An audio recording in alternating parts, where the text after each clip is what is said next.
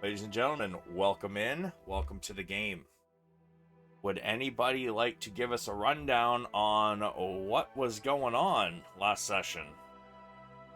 You betcha. Oh, one sec. Okay, so we were chilling, living our best lives.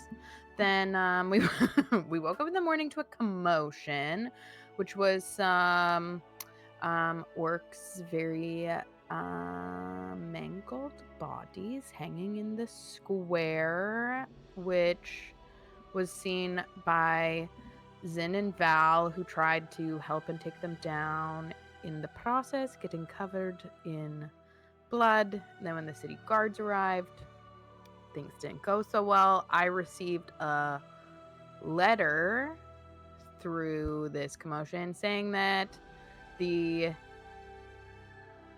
deaths or the bodies outside were a gift for me.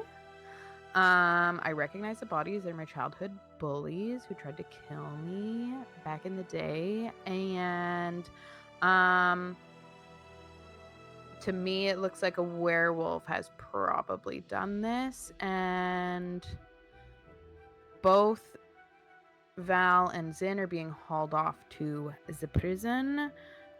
Ray got out without being seen or associated with the scene at all. And now we got to figure out what to do. All of that is excellently true. You also did notice that there seemed to be a trail of claw marks in the buildings heading east. You bet I did. So, let's see. It's going to take them a little while to get Valeran and Zynn down to the Waterdeep dungeon. So for right now, we're going to start with Ray and Ren.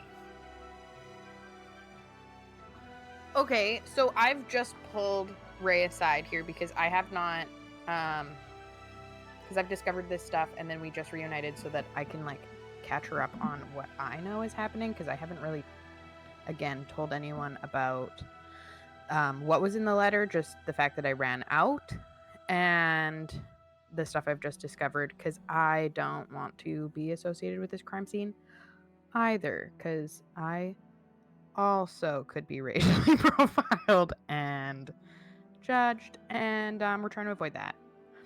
Hopefully only half of us being in prison. So I'll pull Ray aside until we're like out of view and earshot of the like guards. So like just around this little corner, I guess. Sure. And I'll explain that I think we need to go to the Lord's Alliance and see if they can help. I have some information that I don't think we should openly share in case it gets us into further trouble. And I'll just like explain what I saw with the claw marks, and whoever did this said it was a gift for me, and I need to know who did this. But if we just say it was a werewolf and for me, then maybe they'll know I'm a werewolf and I can't also be in prison. Okay, and then like at this point, Ray's just like panicking, so she agrees that going to the Lord's Alliance is a good idea. Okay. Sweet. I would like to though I want to head towards the Lord's Alliance because I think first priority is like trying to get these guys some presumed innocence, if possible, rather than immediate presumed guilt. But I would like to see if which way would the Lord's Alliance be versus like where these claw marks are leading. So, you've never been to this city up until recently, and you have not actually been looking out for Lord's Alliance personnel or where they might be. But the current position, or at the current moment, you actually don't know where they are. You would be aware that I believe Siladar had mentioned that there were stations in most of the Sword Coast cities. But I'm sure you could ask somebody, and they might have an idea. Okay, Ray, I have a thought. We don't know fully who to trust, and I think the Lord's Alliance is the right decision, but we don't know where that is. How would you feel about going to the temple that knows about the werewolves, so we could speak openly and see if they know anything in those lines, and also they can direct us to the Lord's Alliance or other people we can trust, maybe? I think that's actually a really good idea. They're the only people I think I can trust with the werewolf information, so I would like that. And we know where that Yeah, Ray is. will agree. I think that's a good idea. Okay, then can we head in that direction? Sure. Sorry. What direction? Apologies. Um, I was fixing something. Oh, good. The temple that I stayed in as a werewolf. Okay. Yeah, sure. Let me take a look. I'm also I've done something to my notes. 1 second. Yeah, no worries.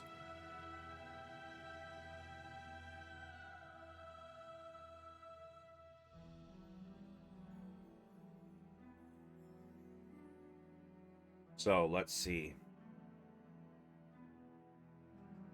You guys are all the way down there by the Yawning Portal. And, oh god. So, Yeah, it's far. yeah, it's gonna take you like a good 2.5 hours.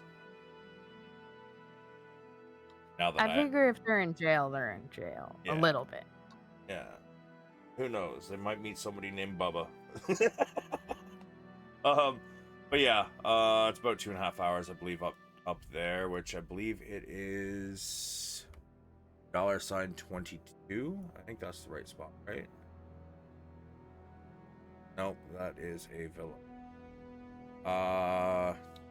Shrines of Nature, I believe, right? S5. Yeah.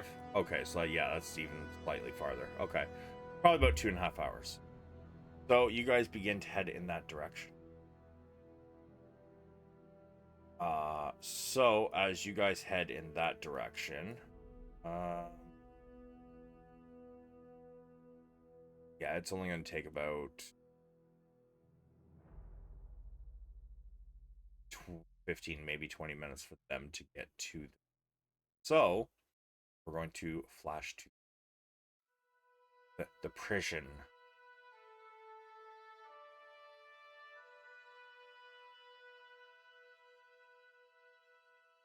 Oh, I didn't populate the fucking map with prisoners. Shame. The city's just so good, they just don't have bad people. Clearly, it's not that good. The guards suck, okay? It's an imbalance of the guards sucking, so they don't catch people, Oh, and yeah, a lot of makes the it people worse. being good, and them not needing to catch some people. Perfect. Just a Well, Nikki, combo suck at has their means job. that there's no one in jail. You know, I once heard the saying that the only difference between a cop and a robber was which side of the badge they were on. Maybe that's the case here. Damn. Facts, actually. Yeah, no, I'd agree with that.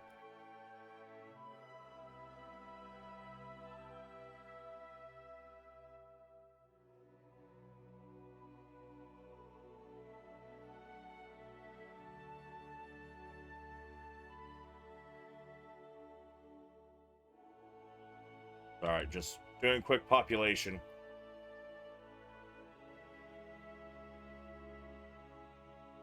I forgot to do that before.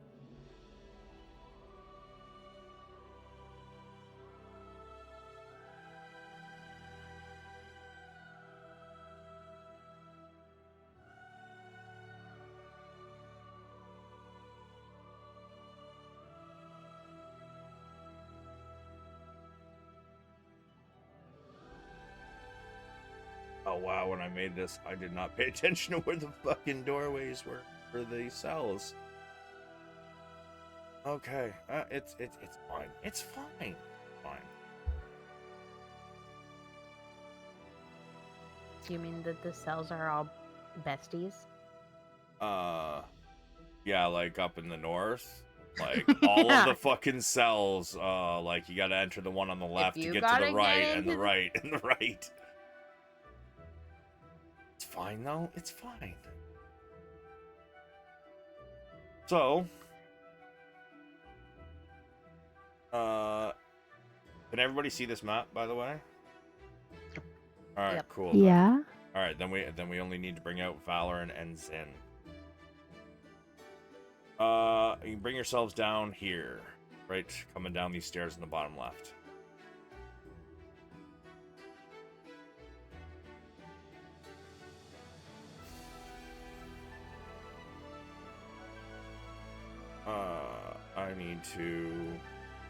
I'm going to shift something here real quick.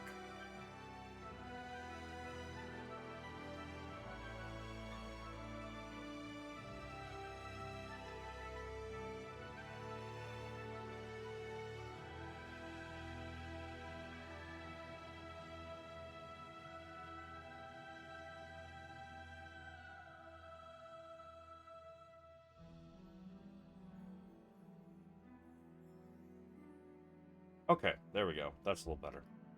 So the guards lead you down the stairs. Valeran, Zynn, you're still being dragged behind them unconscious.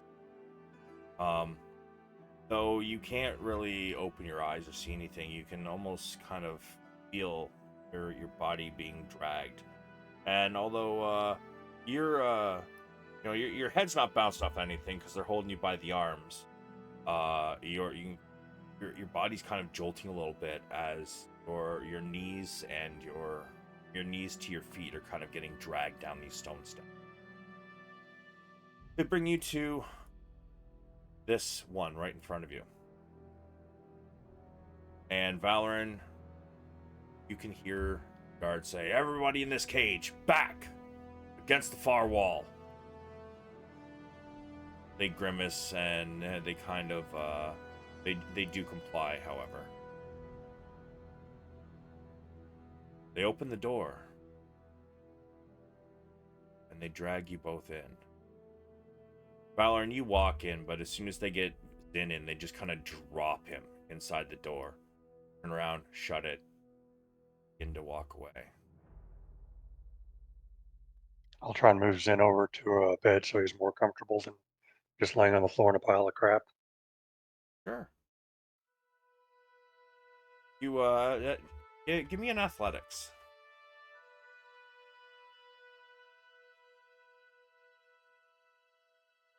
Bear with me 1 sec, sorry. No worries.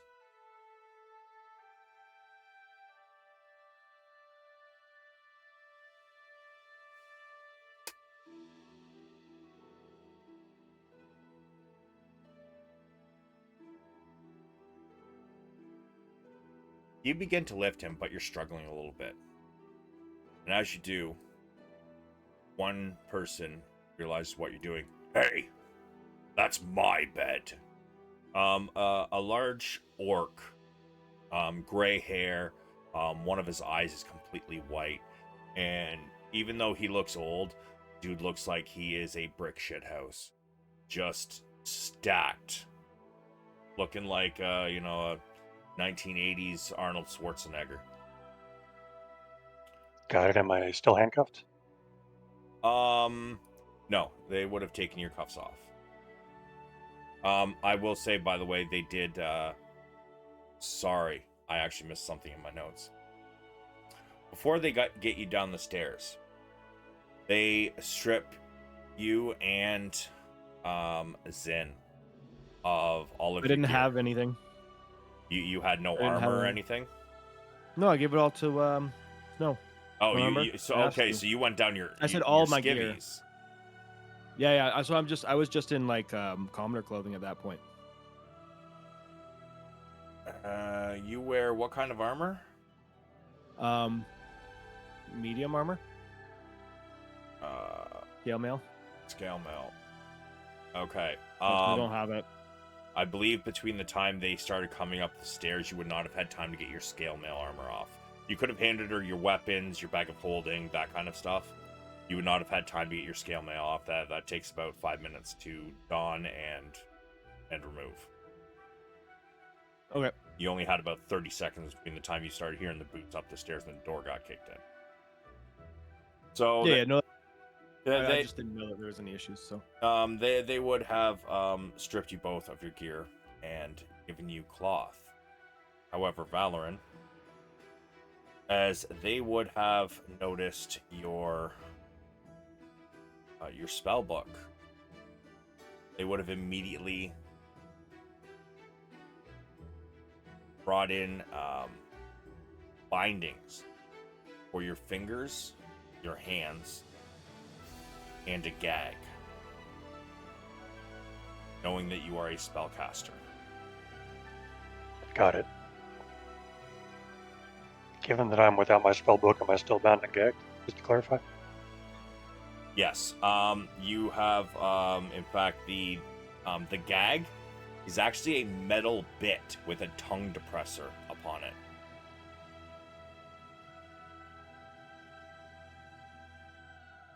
So as they drop you guys inside of here, in nothing but rags, your hands are bound in front of you. Sorry, your fingers. They wouldn't bother shackling if they bind your fingers. But your fingers seem to be locked straight out. So as you start to struggle to try and get Zynn to the bed, somebody steps forward. That is my bed. However, another one, just as large, steps forward. Get back, Ongok. As this one here steps forward, the orc kind of looks at him for a moment, looks back at you, spits, goes to the other side of the cage, and sits against the iron bars. He then helps you get Zynn up onto the bed. Thank you for your help. Yes. I see your friend is injured. Unfortunately, yes. He pulls out from underneath the waist of raggedy clothes. You see this strange symbol. Seen things like this before. Clerics often use them. Druids often use something similar. He places a hand on Zynn. He utters a couple words. And Zynn,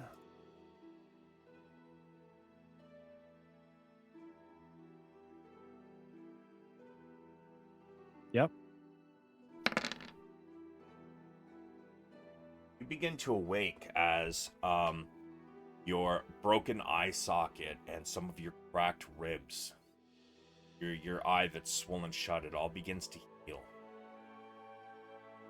You were in a very, very bad state. Valeran, you would have, just by looking at him, you would tell that if he didn't get some sort of healing, he probably would have died before long. His injuries were severe. But Zynn, you awake with 18 HP as your body begins to be knitted back together.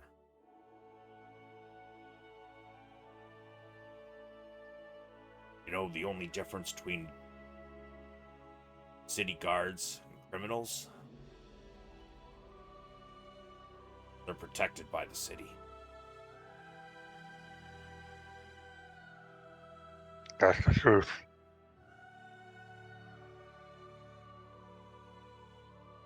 Then as you open your eyes, you see this large man standing next to Valeran. See Valeran with his fingers kind of bound out straight. And something in his mouth. You can hear him talking strangely. And this man removes his hand from you and realize that he has healed you.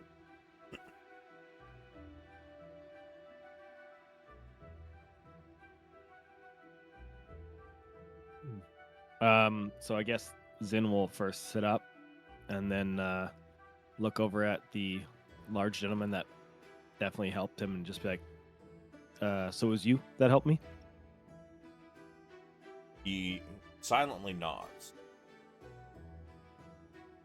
Well, then I give you my thanks.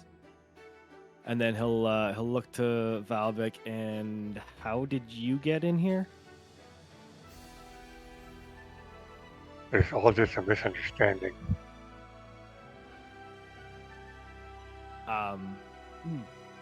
Zynn will definitely try to hold in a giggle with the way he sounds right now, but it's quite amusing to Zynn. You know, he's like, I'm sure it was. And was this part of your master plan to help? This is the best thing I can do is to get inside to get you outside.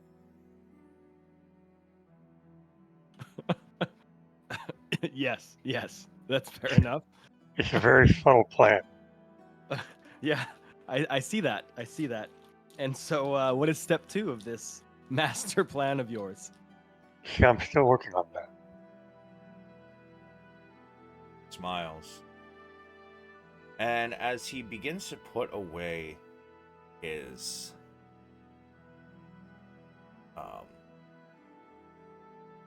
symbol, I would like you guys roll me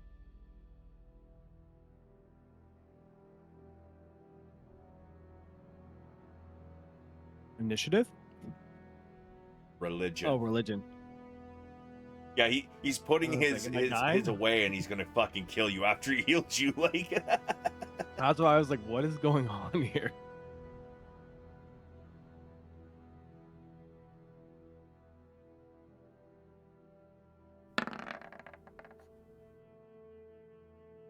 Valeran, it takes you a moment, but as you realize what the symbol is, Cleric of Asmodeus.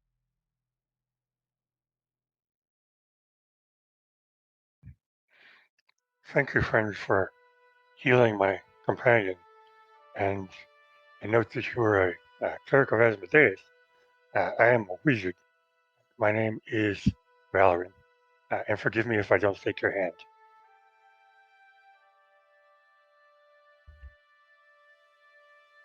Is fine, but it sounds like you want to get out of here. Don't we all? I have a plan, but if I'm to get you out of here as well. Stop, Squatchy. Sorry, I just noticed that. If I'm to get you out of here, I will require you to do some jobs for me and my clergyman. Does it involve any books? No. I'm in.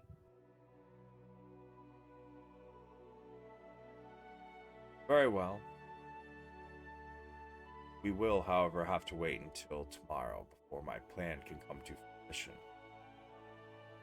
And to be fair, I can barely speak for myself. I can't really speak for my friend. He looks at you, Zynn. What say you? Sorry, I missed the second condition. What was the second one?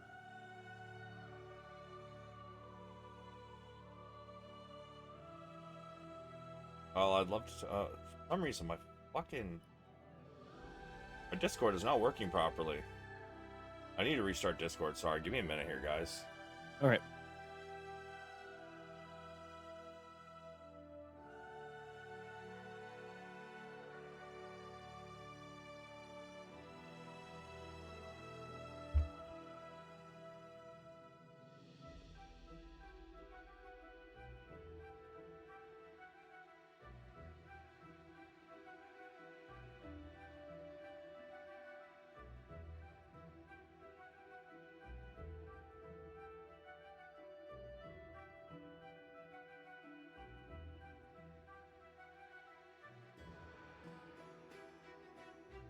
No, we're not gonna have anywhere left to go. It's true. There are always other cities.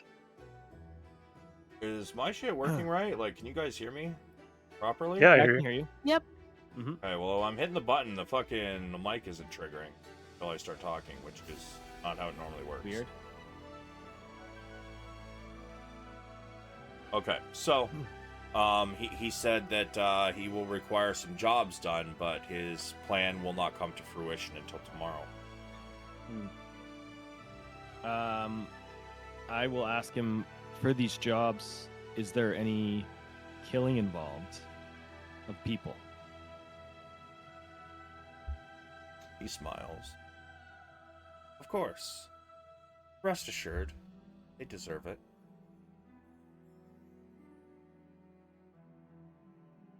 Deserve it. Defined by? My religion of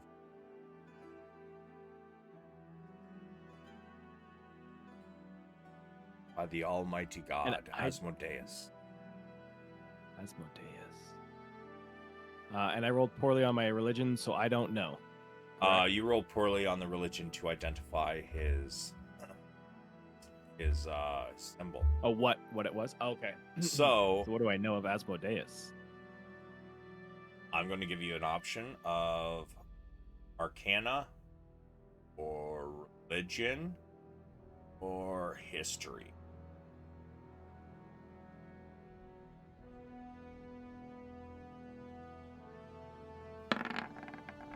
History it is. Not Oh, a motherfucking thing.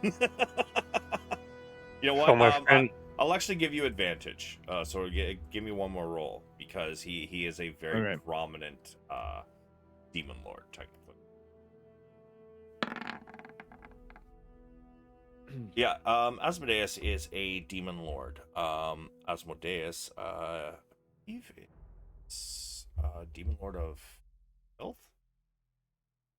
Basically, he's deeply evil, deeply evil.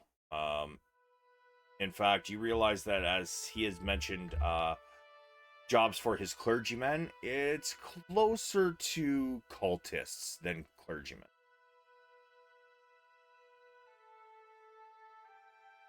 history's written by the Yikes. winners. Yikes. Okay, that's a tough pill to swallow.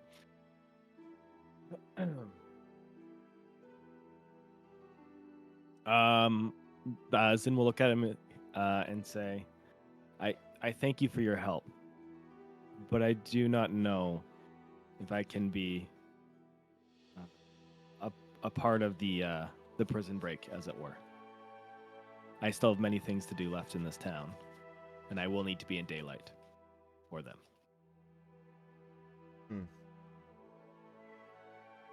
Shame that.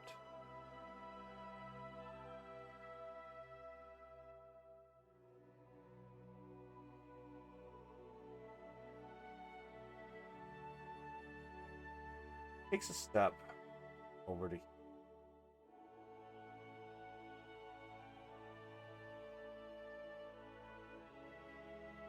Let's see. But radius sphere. I'm kidding. So, I need you both to give me a con save, please.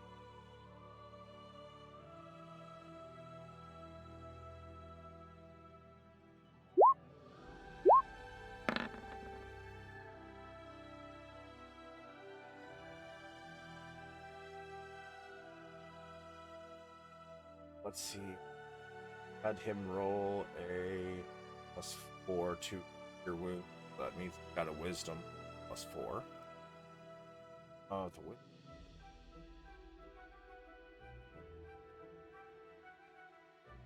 Would be 16. Fortunately, both fail. Let's see. Okay.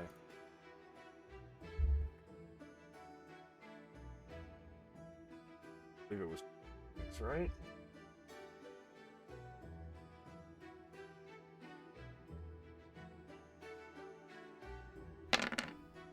The air around you two suddenly become acrid. And you feel some of your strength withdrawing.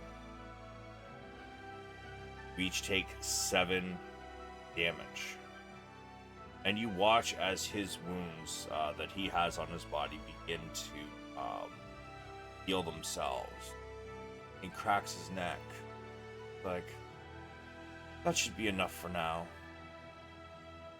I might need a little more before tomorrow morning, though. You should rest. And he walks over and he says, "This is my bed. Please remove yourself from it."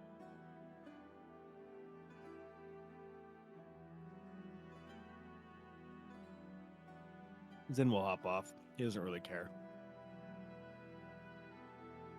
As your feet hit the ground, you feel yourself a little weaker than after he healed you.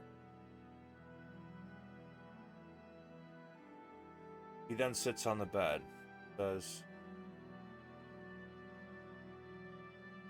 "Two of you should go sit in the corner." However, at this point, you realize that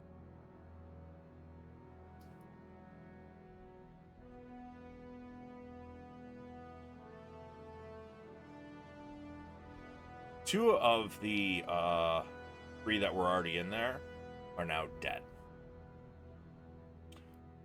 The orc here, he watches as these other 2 in the room wither nothing, drop to the ground. He immediately kind of, he's sitting against the bars. It looks like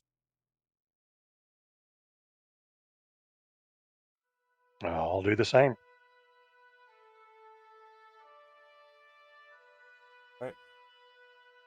sits and smiles.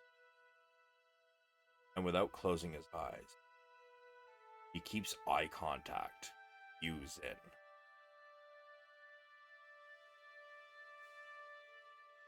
And he begins to mutter. Both can roll me a roll.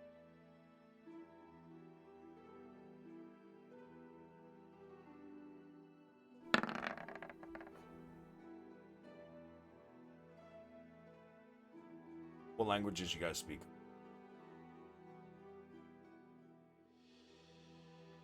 Common, Dwarvish, Elvish, Infernal. Common, Draconic, Dwarvish, Elvish, Goblin, Sylvan. Jesus Christ. And I think that's it. Yeah. Undercommon, 7. God, man. I know I've got a stat block for us. Gotta see what.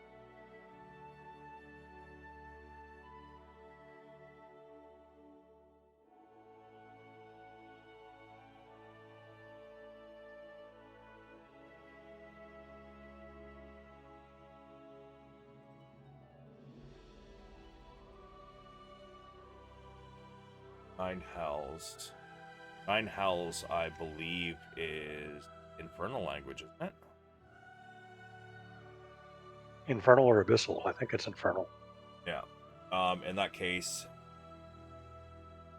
Zynn, you don't know, but Valeran, you are aware that he is praying to Asmodeus.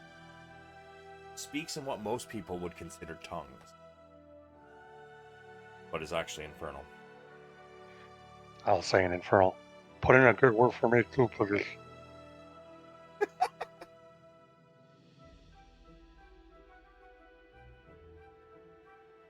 He pauses. So, if your friend is not coming with me, are you?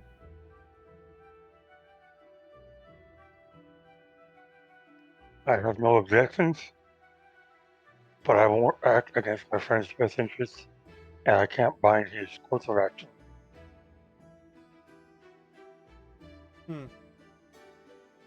Very well. Then he starts to look straight ahead into the other cell, and you can see them all start to like run to the back. But he continues to speak in Infernal, although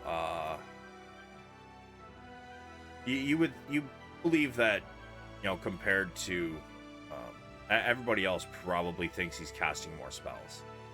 And you notice that everybody in the jail kind of gets as far away from him as they can, which unfortunately is, you know, not far, being in a dungeon. Probably not far enough. Yeah.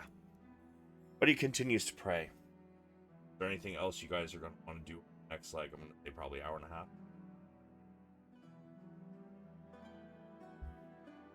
half. No, not really. Nothing I really can do. Al's not maybe the greatest conversationalist right now, so Right? we'll probably just sit, hang out. Maybe we talk a little bit, but I think as far as Zin's concerned, it's just a waiting game at this point.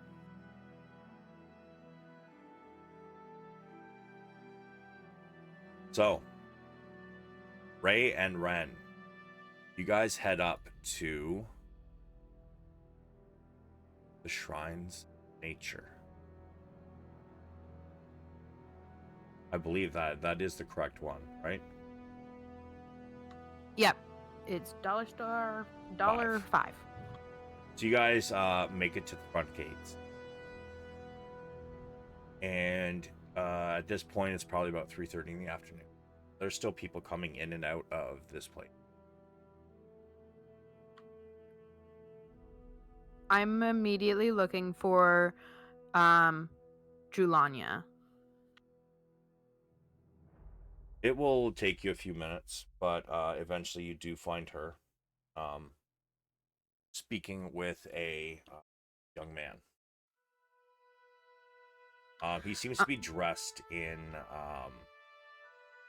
almost looks like, at first you think it's leather, but as you get closer you realize that it seems to be more of like solidified leaf. It seems to have the strength of leather, the flexibility. Almost looks like it was put together with dried sap and leaves.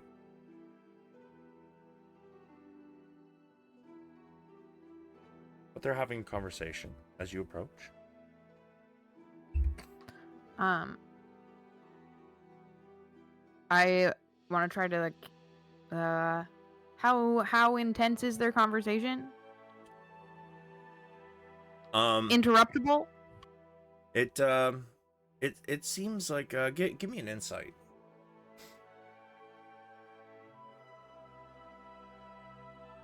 8? Whoops. Yeah. Yeah, it doesn't look that important. Okay.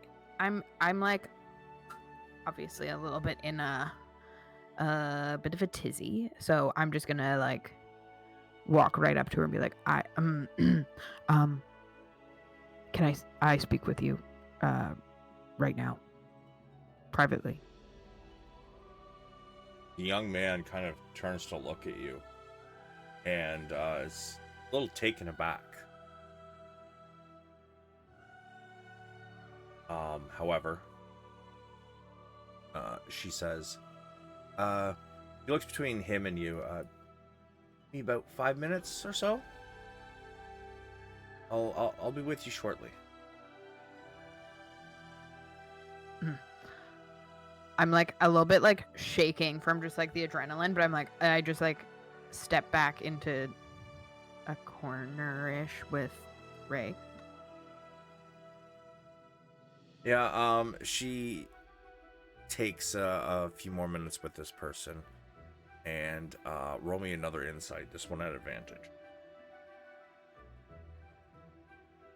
Ray, you can do it as well.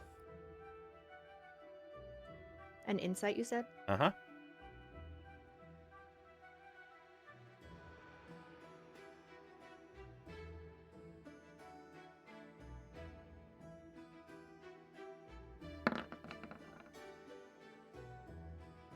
Yeah, Ray, you're a little distracted with all the goings on, so you don't really notice. But Ren, this time you realize that it seems that she is trying to comfort this particular person.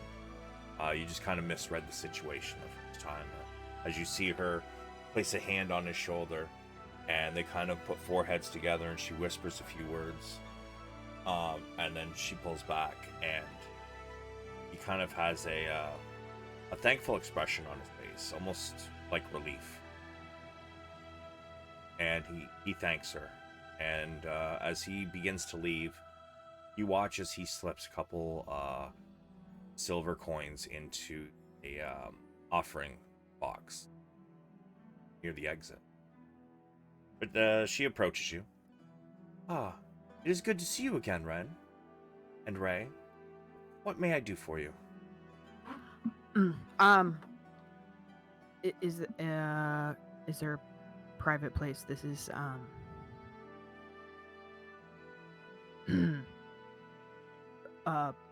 important matter. Just kind of like giving her like big eyes, like the thing I don't like talking about in public that you already know about is related to that. Very well. Yes, of course. Please. She takes you out into the garden, and although there is a few people out there, there's not a lot of strangers. In fact, you notice a few of the people that were caged with you that night, transformation. None of them, they all kind of like wave or nod as you walk by, but she goes and she brings you to a bench, where it seems like nobody's really within earshot as long as you don't start shouting. Please, have a seat. I sit and I'm holding the letter in my hand, like just kind of like folding, unfolding, folding, unfolding, folding, unfolding. Something happened this morning, and so then I'll just explain to her that orcs had been hung in the street, and that I had been with our friends and they went out and had tried to help with the situation, and I thought I came to you for many reasons, actually. First, I think maybe you understand. My friends were arrested because of assumptions, because of who they are, and we're simply not involved. I know that they couldn't be because, and I just like hold out the letter to her.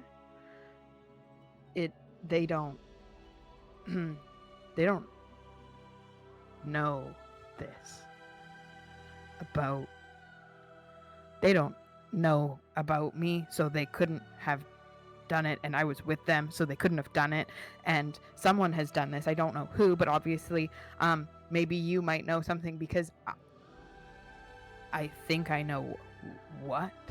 Oh, my Did it. child. Sorry, I was using the wrong voice. I forgot she's a hobgoblin. She is a hobgoblin. Yeah, I was like, a lovely little elf. No, she's a hobgoblin. Not quite. Oh, my child. Like trying to breathe, but like so much adrenaline. Just okay. Yeah. She will take the letter from you. She reads it. I assume. Sorry, God damn it, I did it again. I assume that this is not your birth family, but rather your curse family, shall we call them? I assume yes. I honestly don't know how they. I knew the orcs. They weren't not. They're not friends. In fact, they were the opposite of friends. But I knew them at a different time.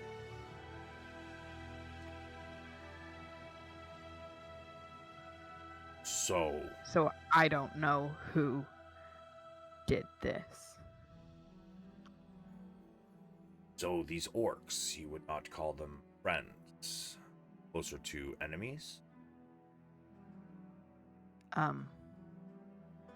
Yes. Sorry, just really quick confirmation. I never saw what's his name? Mud. Shoot, it's in my notes somewhere, but not in the same place as my Julania stuff. I haven't seen them since. Have I seen them since the incident when I was 11? He disappeared, right? Or did he come back? Bola died when she tumbled over the mountain with Yes. your, was it elder cousin, I believe? Yeah. The other two, no, you have not seen them since. Okay. Yeah, the last time I saw them, they were hunting me is maybe the word. So, if I'm gathering this correctly, it sounds like these old enemies killed by your, again, term used loosely, cursed family. This is often a tactic they use. That if they turn someone, instead of joining the family, they run. They will often use tactics such as this to bring you into the fold. But I'm guessing that you never told them about these two, correct? I don't even know my curse family. Question would be, how did they find out about them? I have so many questions, but yes, that is the largest. Who else knew of these two? My cousins. See. Well, you may want to look in on those you care about. If you never told them about it, somebody must have.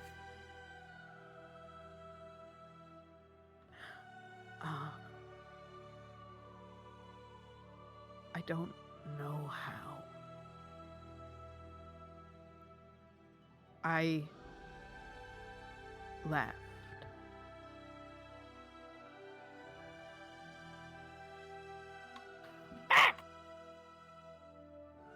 fuck was that?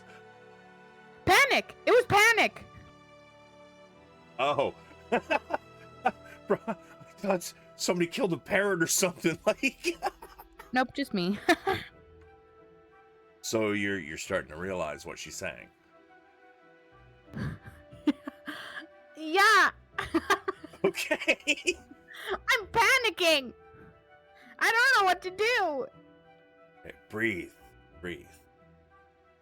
Never. You may be able to pay a wizard a visit to use a divination spell to look in on them. That may be your best course of action if they are far away, and what you told me, it sounds like they are half a continent away. They are. I have so many questions for you, but I should get to some of high priority.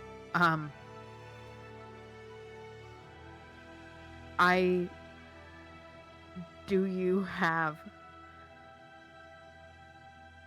advice for my friends are in prison for something they did not do, but I don't know how to tell the authorities because it is connected to me, and I don't know that helps. And we have connections. I just starting to panic again. And we have connections with the Lord's Alliance, but I don't know where they are or if they can help. Breathe, child. Breathe. It's You have connections with the Lord's Alliance. Yes. They were arrested. They were taken to Castle Waterdeep, which is also home Lord's Alliance.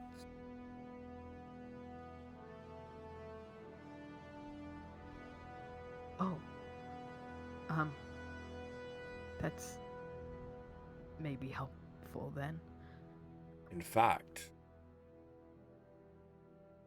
the one you want to reach out to is Lady Laeral Silverhand.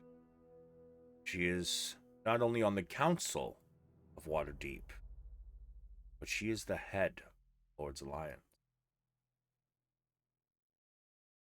If you are to ask for a meeting with her, I would highly suggest mentioning the specific people that you have a history with the Lord's Alliance. With any luck, they are in high standing, and you might be able to get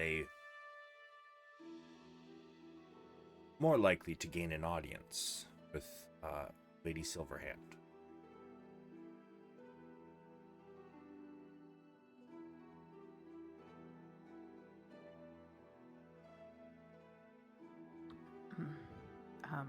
Thank you.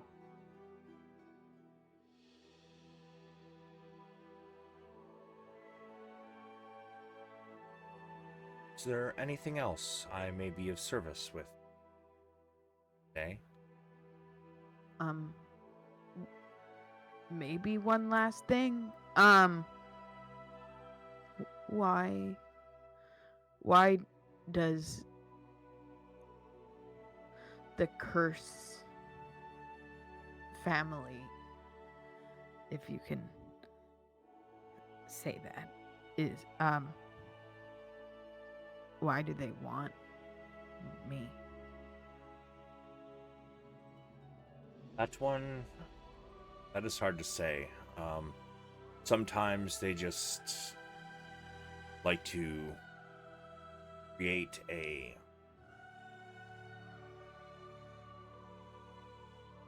group of them to help protect each other.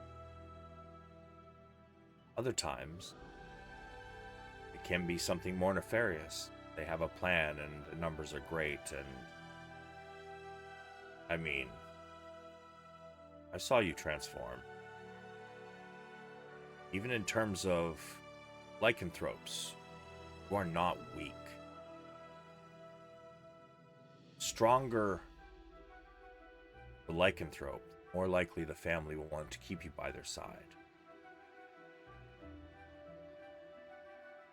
Bren is just also tearing up in this moment because even though this is like the worst situation, so many things are going terribly wrong.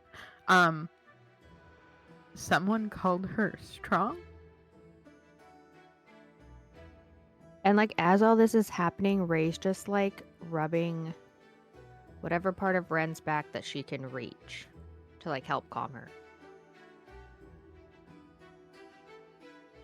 Well, the bench is big enough for 3. And she would, Julania would definitely be sitting on the bench. So it depends on if in Ren's adrenaline, if she's willing to sit or not. Well, if she's standing, I could be standing next to her. Yeah, for sure. Yeah, that sounds nice. She, Julania looks over at Ray and says, "It is good to have such a supportive friend. Keep that in mind in the days to come, when they begin to try to push you harder to join them. If they want you that badly, I'm afraid to say that they will not stop. They will have to be the one to eventually stop them." Okay, as she's saying this, can Ray's eyes just go super big because she's like, the fuck? And then she stops rubbing her back for 1 second and then notices she stops, so she starts again. Sure.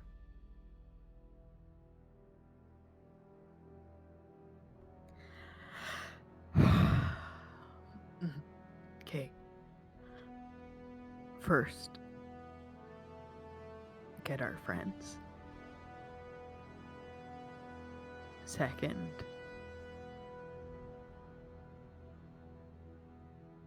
I'll deal with this. One question. Sorry. Mm. Question. You keep fucking it up, man. I cannot hold a fucking voice to save my life. There's something about a priestess that's just, you just don't think hobgoblin. Right? Yeah, exactly. She says, did they perhaps give you any indication of where you should meet? Or anything like that? Did they leave something for you to follow? Yeah. Yes. See. What was that? A trail of markings on the buildings.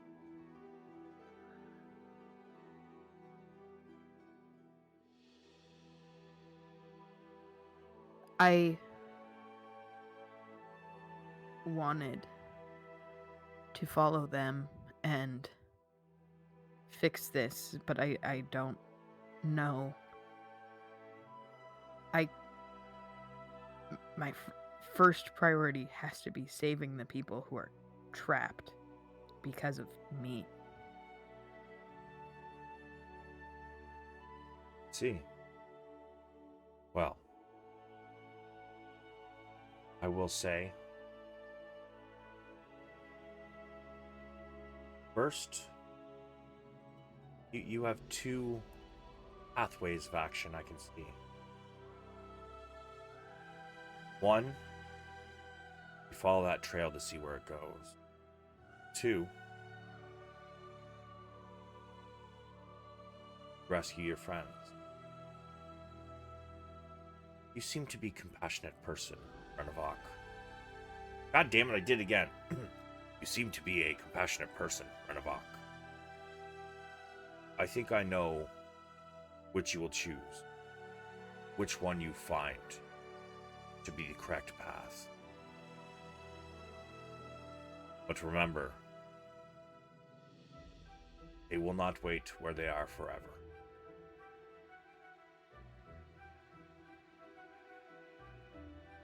I suggest dealing with your friends. And then going after the... At least to follow the trail.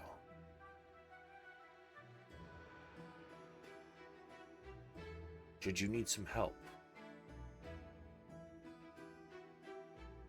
come by with your friends before you follow that lead.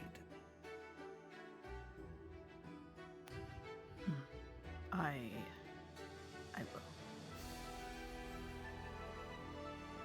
I have to go get them. Good luck to you, Renavok and Ray. I hope to see you both again soon. Preferably in one piece.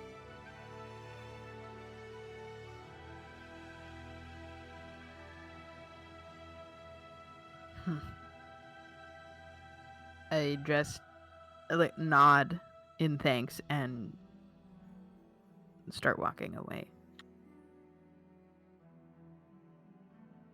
Okay.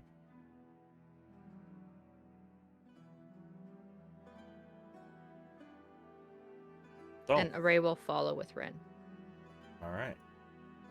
So, I'm guessing you guys are heading to Castle Waterdeep.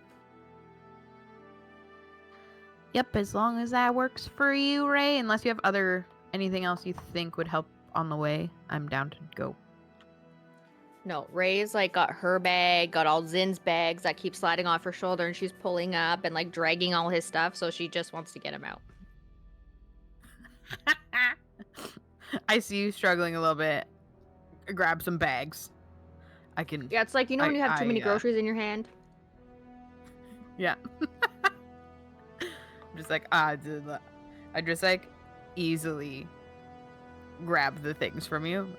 I got it. So who's holding the bag of holding? Zynn gave me all his stuff. So you're... I'll take whatever is like. I was being theatrical, people. Come on. Yeah. I'm just saying, who's got the bag of holding? I do. Are you tying that to your waist or doing with it? Can I put it in my... Oh, no. Okay, I will tie it. Tie it or... I'll secure it Zynn, to my did you body just tell somehow. her without your mic on not to do that? No. I did not say anything to her. My eyes did go wide, but that's about it.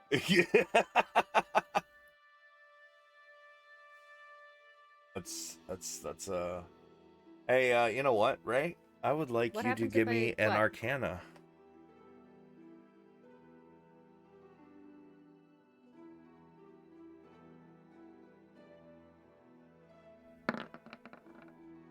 Wow.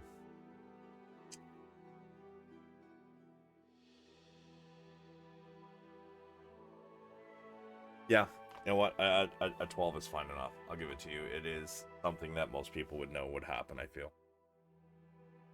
You put a bag of holding into a bag of holding, it rips a hole to the astral sea, which will suck in anything within, I want to say, 20. Okay, that's good to know. That's why, Okay. You cannot put extra-dimensional spaces into extra-dimensional spaces without it ripping a hole. Basically, I mean, it's layman way to say it would be into space. It ejects so a you good into old space. Marvel movie. Yeah. My players in my other game decided to do that too many times to the point where I said from now on, bags of holdings are cursed. When you do that, you're not going to know what's going to happen. There's a 50-50 chance it's going to kill you and not what you were hoping it was going to do. But by raw rules, yeah, you put an extra-dimensional space, like say a portable hole into the bag of holding, yeah, you're going to get sucked into the astral sea, which although it is kind of like space, it's not an actual vacuum. so you're not gonna die. I almost killed us all, guys. Yeah, you wouldn't die from getting ejected there. However, the things that are there, I will definitely say that you would You would not die. be. Yeah, you would not be able to take So, the things on yeah. that are there. You wouldn't Also, can I die just from say going there, but you they would. did it so many times? Yes. Like, you tell me no, and I'm like, okay, that's going in capital letters in my notebook. Because They be using it. they got down to a few times where it was they figured, oh, we're gonna die anyways, which honestly, a couple of times, probably not. It was gonna be close, but they I think they would have pulled it out by the skin of their teeth. But instead they're like, instead of asking, you know, what the creature looks like, they're like, fuck it, half the team's down, boom, I'm just throwing the bag of holding in the bag of holding. And then fucking shit spiraled. So they were doing it almost every other session. It does Yikes. seem kind of like a bucket list thing, though. I mean, just once for shits and grins. Maybe. The DM silence. Clearly, he's over it. Very much so. Very much so. But yeah. So you you're about to put it in the bag of holding in your bag of holding, and you're like, wait a minute. Something tells me that's a bad idea, and you tie it onto your fucking waist like a normal person. Yes, that.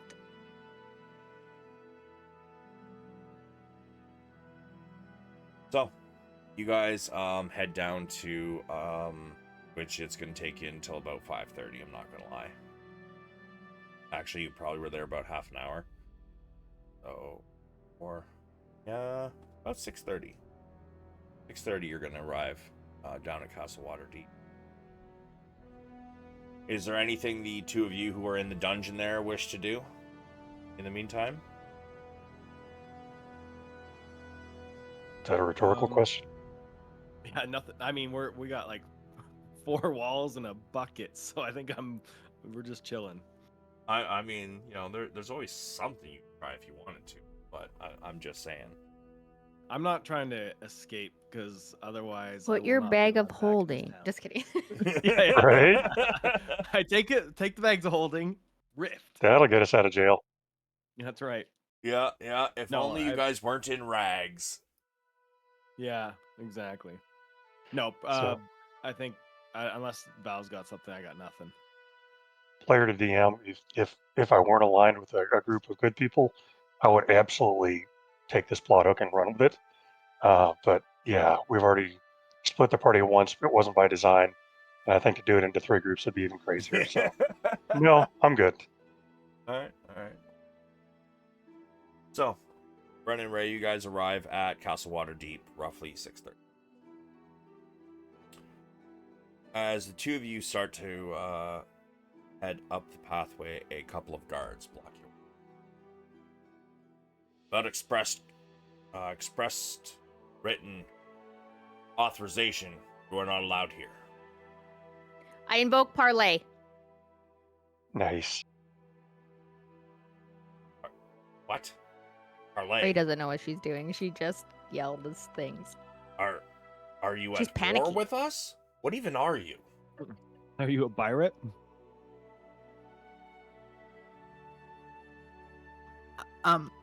We need to speak to someone.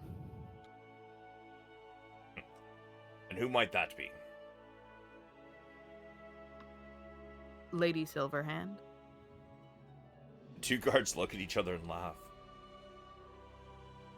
After a few seconds, their laughter subsides. And what makes you think that a council member is just going to meet with some random Joe Blow from the street?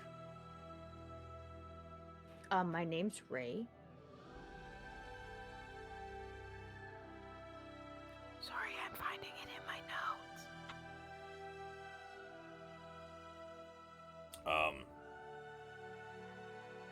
I think you're confused on what Joe Blow means, Ray.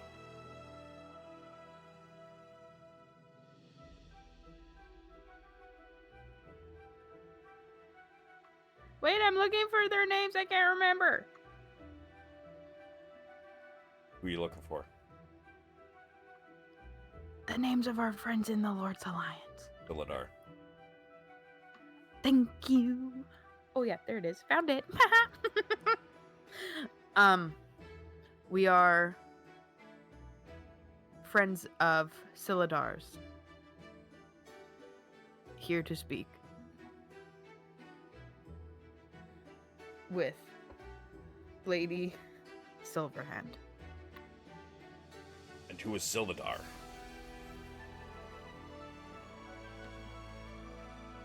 I didn't expect to need to explain the Lord's Alliance to the people that worked at the Lord's Alliance.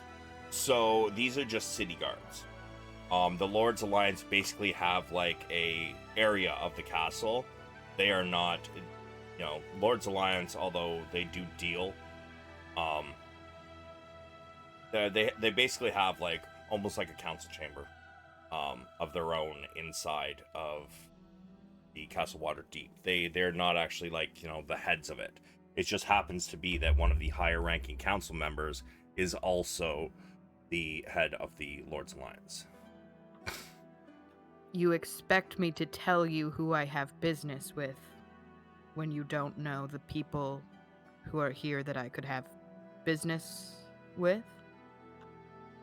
Look, lady, if you got business with somebody here, we're not just going to go bother a council member without some reason.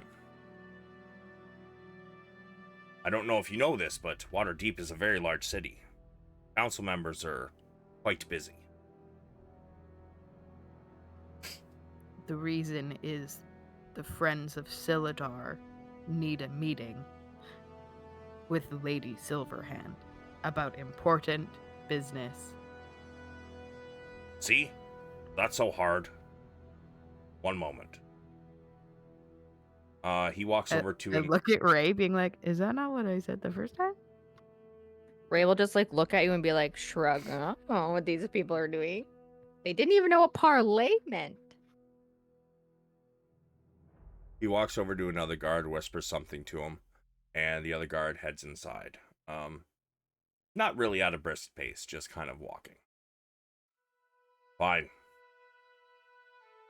But you can't wait here to get word back. Let's see, what is down here? Tell me where you'll be, and I will, if you are granted a meeting, I will send somebody to fetch you. I'll be Right on the here. street right outside, right here, until you do that. Ray sits on the floor. Right now, you guys are kind of like right here at the entrance.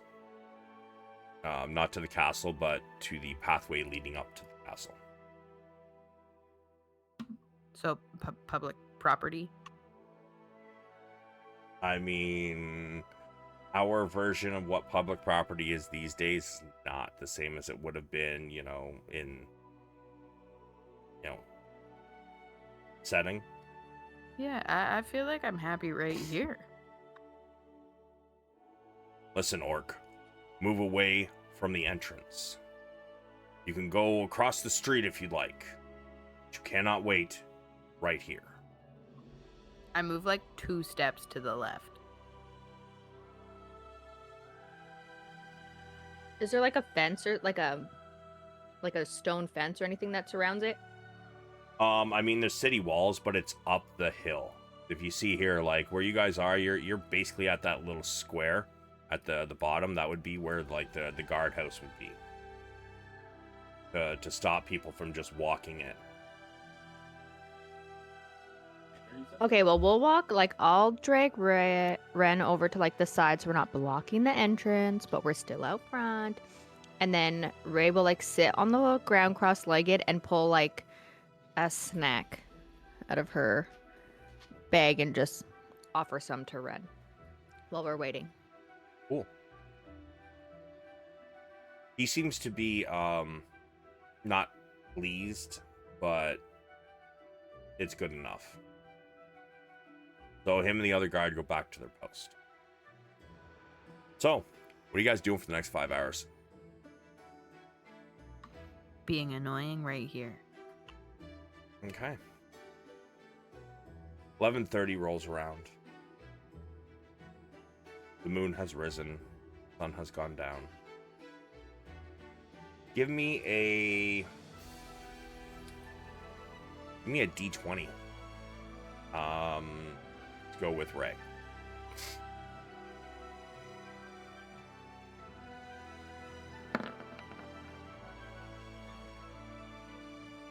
Okay. And what time of year is it right now? Can't remember. Where's our calendar? Summer. Yeah, summer. It's summer? Okay.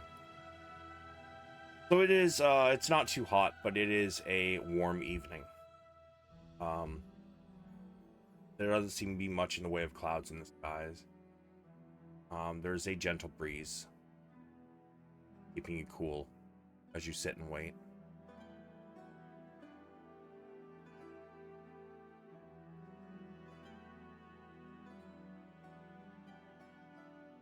Eventually,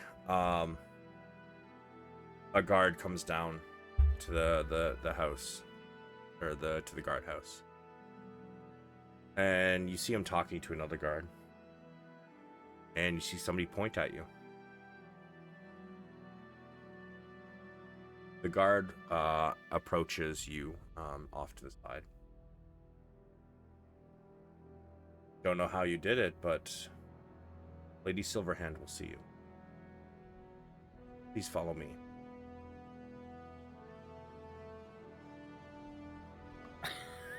I like that. That's a nice touch.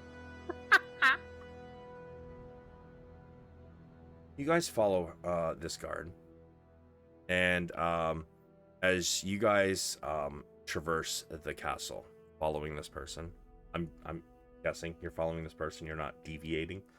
Oh. Oh yeah. Oh no, we are beelining it. All right.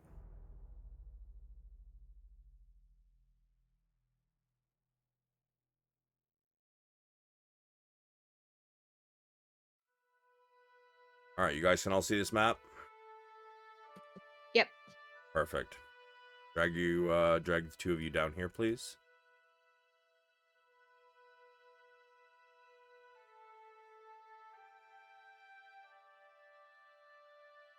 I'm also going to say that because there's two of you, he would have actually had two second guard with him.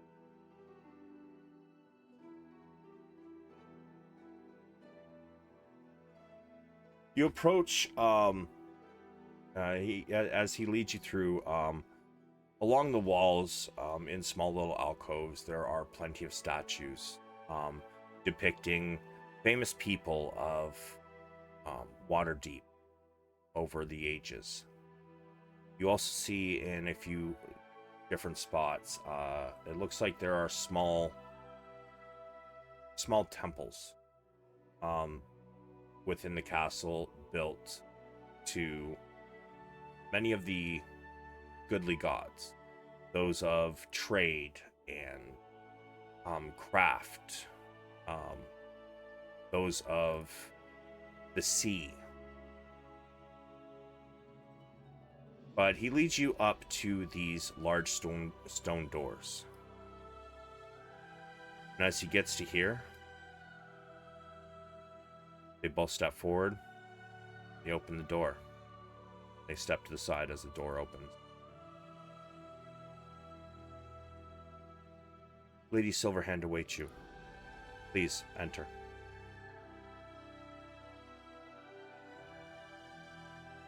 As you guys enter this room, you see on the floor a large carving.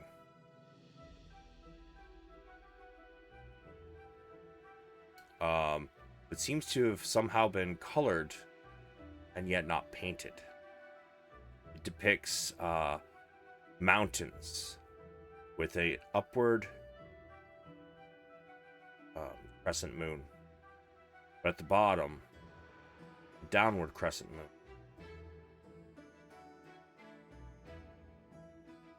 At the front of the room, you can see plenty of chairs. Definitely a little ornate. Beautiful woodworking with what looks to be very comfortable cushions. Several guards stand around the room, and suits of armor along the sides. All seem to be holding symbols of Waterdeep, though ornate and extremely shiny, seeming to have been polished, probably daily. In the center chair, you see an older woman, silver hair, dressed elegantly in a white robe with gold cloth and a brown and gold sash. From under the robes, around her hands, you can see, up her forearms. Up her forearms, you can see, looks to be more silken red fabric. And she seems to be wearing a gold circlet.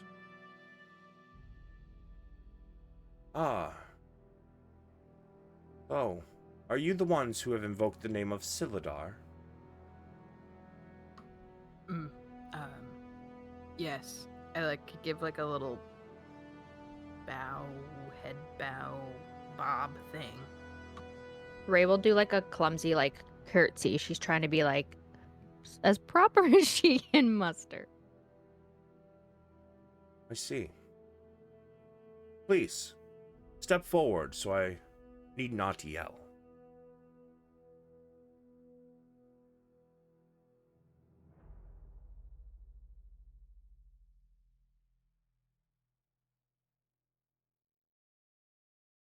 So, you say you are friends of Silidar, yet I do not recognize you.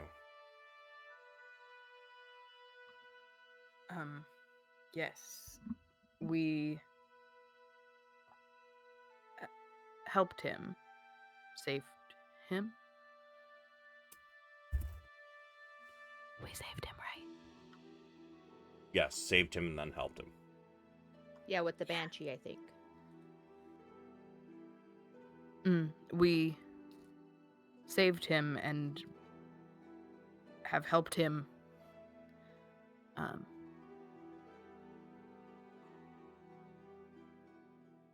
relatively recently. Please, tell me the story. How is it that you saved one of our more experienced commanders of the Lord's Alliance?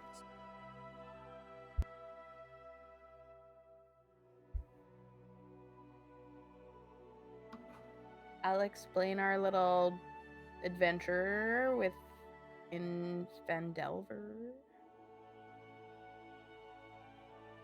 And how he was captured and we got him out. Vandelin? How come I've spelled this differently every single place? It's Vandalen is the town, but the module is called Mines of Vandelver. Oh, that'll be why Yeah. then. Yeah, and I explain that we got him out of where he was captured, and then we went and helped with the black spider. I see.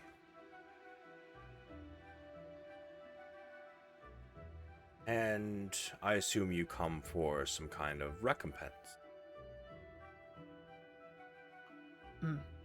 Um, I don't know how much these perhaps small situations make it to an important, busy lady person. But there was an incident this morning, and our friends who were a part of the group that saved Silidar were falsely arrested. See. Please, tell me the circumstances. This is perhaps something that happened not far from the Yawning Portal this morning. Yes, we have been staying there, and this morning there was a commotion outside. We were together, and our friends Valeran and Zynn went outside to help.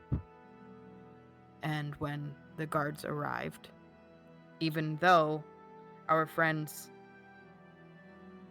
left after the commotion had begun, they were assumed the guilty parties. And I can only assume this decision was made because of who they are, or what they are. So you believe that the City Watch has profiled them? That my understanding? I don't mean to say anything bad about anyone, but information was not gathered before the arrest was made, because they were arrested immediately, and it's not possible that it was them.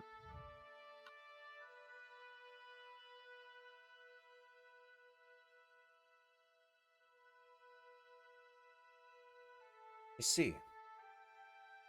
See her stand, and she pushes out the chair. She begins to, but then both guards rush over and pull the chair out for her. See her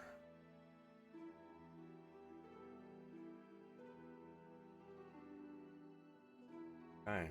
You see her pull out a feather out of a pouch at her side. She says something, and she moves her hands in a similar way you would have seen Valeran do. Or where she's casting a spell. As she does so, she lifts up into the air, floats down. But there's a way to not.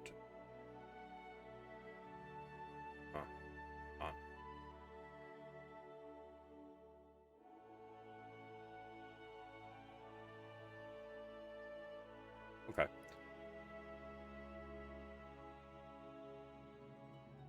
She floats down and lands very lightly in front of you. She comes closer. She looks at Ray. She looks at you. As she puts the feather away, pulls something else out. Seems to be a fang. And she closes her eyes for a moment. She begins to cast a spell.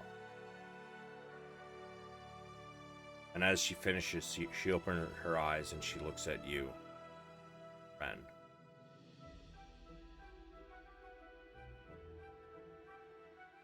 She is close to you, but she's aware that, if there's trouble, she could easily escape.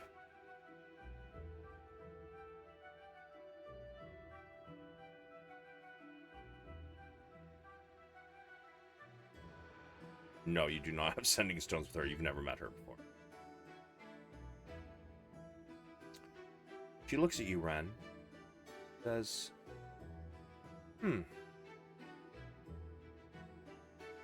I see you have a problem of your own.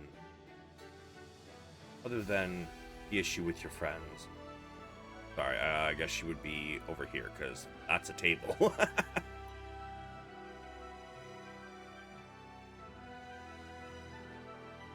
I just like look at her, like, huh?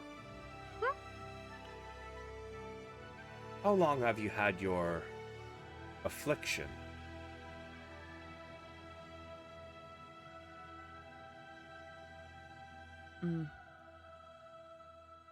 At this point, both of her hands are kind of like inside of her robes, you know, like kind of crossed over in front of her.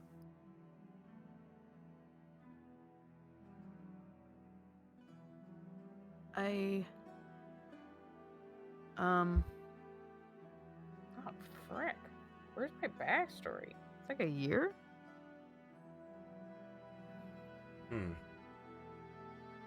See. And then she looks at Ray.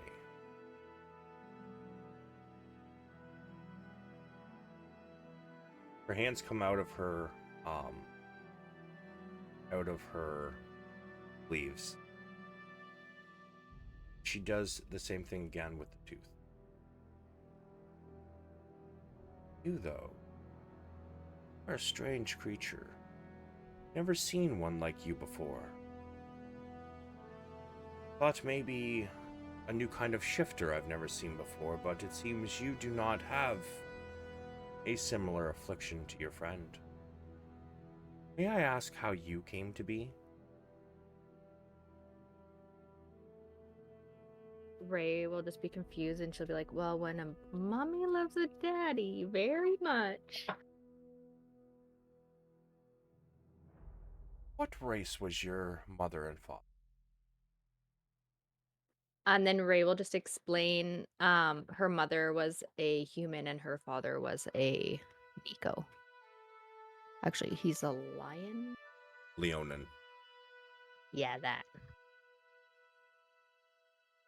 See. Strange. You should not exist. Must have been some kind of magic. Make this happen. It's called love.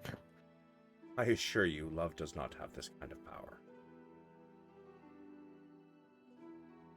But that is neither here nor there.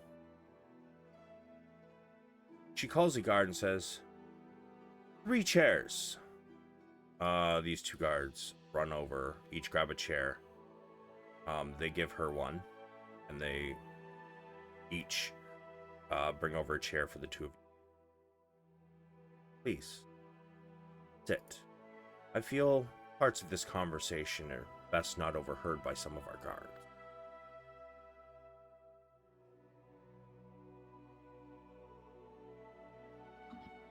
I would, yeah, appreciate that.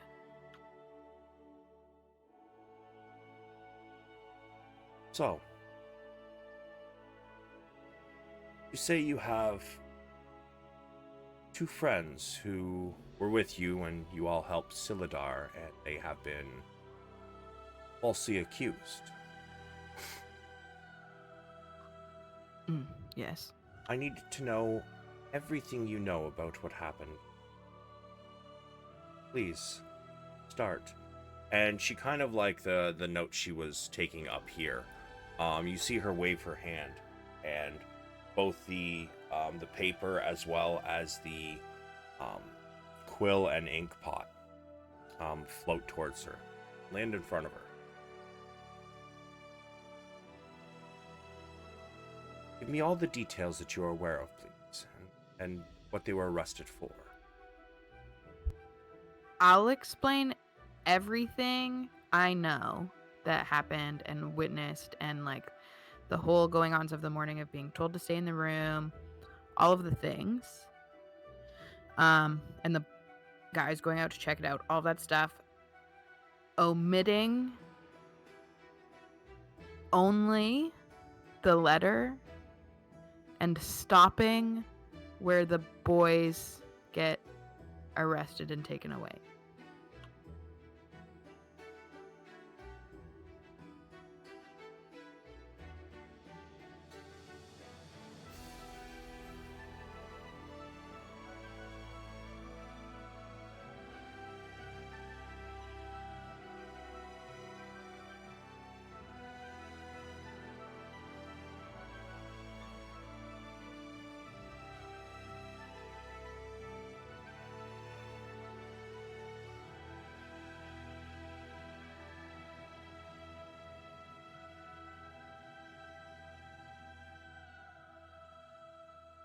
Sorry, I was muted.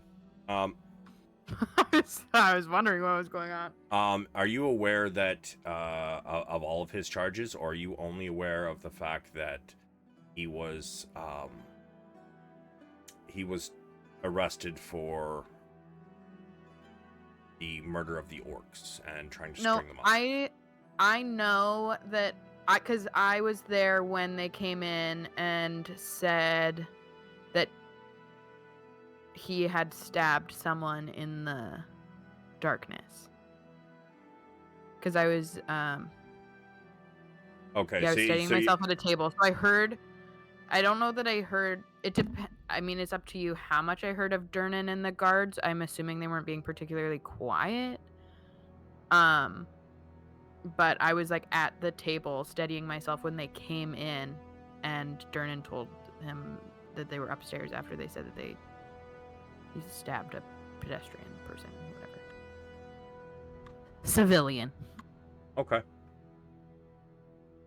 So, yeah, I guess you would tell her that he was accused of using a spell that affected guards, murder of 2 orcs, and desecration of bodies, as well as killing a citizen of Waterdeep.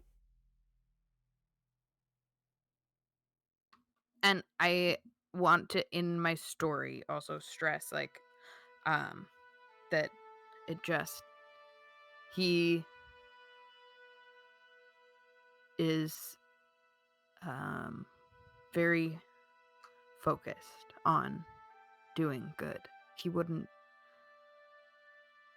I was with him before he went outside, and no, he did not do this to these orcs. I've been with him for days. And it just, I wasn't outside when the civilian was killed, but it doesn't make sense, and he never would. And you can ask Silidar for our, if you need to, of our, what's the word when people give, character accounts or whatever. Okay. I must ask, are you aware of what was carved into the bodies of these unfortunate orcs in the square?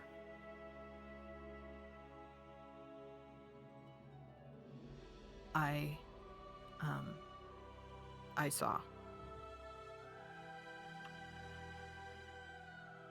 And are you aware of the meaning?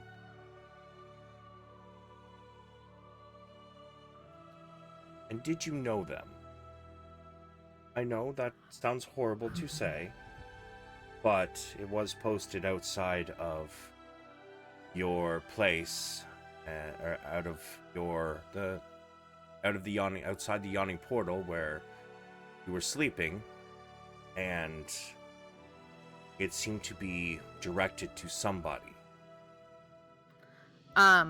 Okay, just for clarification for you, I'm assuming probably rolls I'll have to make, whatever. This is not untrue. This is what my first reaction was before I knew everything I know, I guess. So it's just, I'll be explaining like my initial thoughts of I do recognize. I did recognize them. We grew up in the same village, and I too am an orc, and I know that we don't have a lot of friends this far south. I see. So you do know who they were, what the message means, or why they would possibly be strung up outside of your current residence? I have not received the warmest welcome in cities generally. In fact, I have received bad ones based on who I am, so assumptions can be made. But it does appear that they were left almost as a gift to someone. So if you knew these two, how did you know them, other than growing up in the village? What was your relationship with them?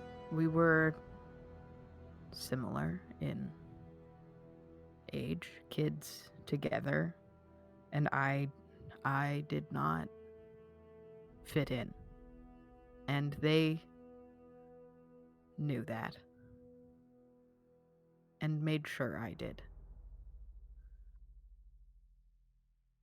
That I also knew that.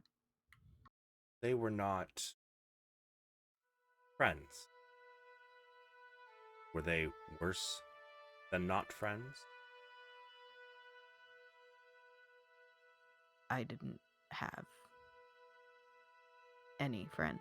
I have known 3 in my life. See. And if I was to say the carvings left in their torsos saying, "You belong with us," are you telling me you would have no idea what that means? I think there is a number of things it could mean. My first reaction was one of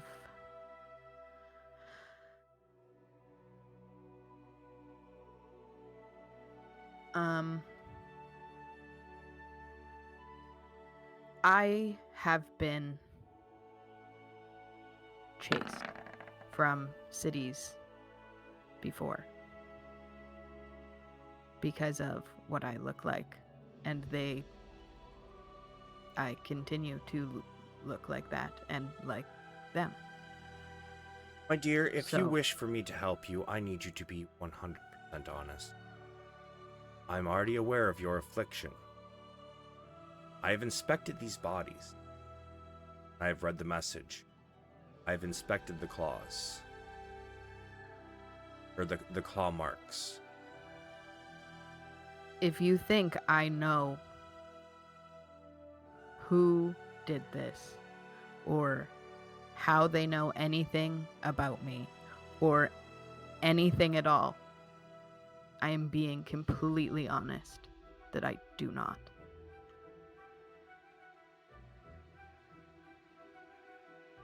Give me a persuasion.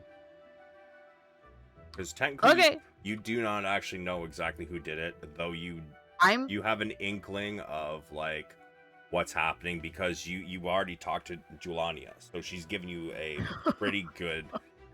Yeah, no. Yeah, I know literally what my brain always wants to say Julania has said, but I very truly don't know.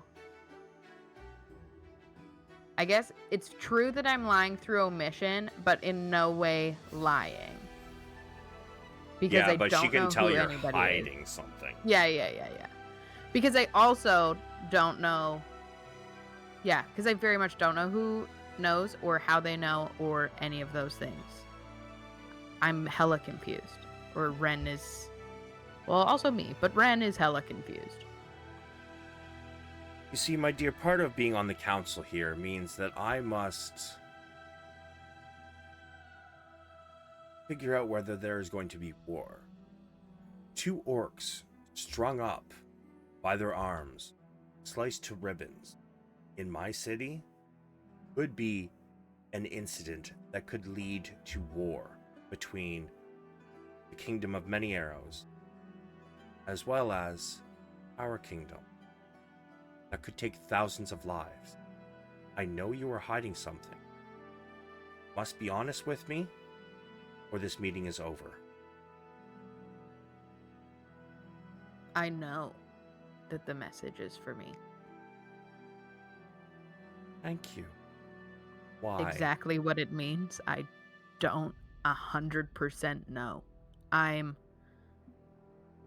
here to save my friends, and then I will figure it out. But right now, my friends are in prison, and you know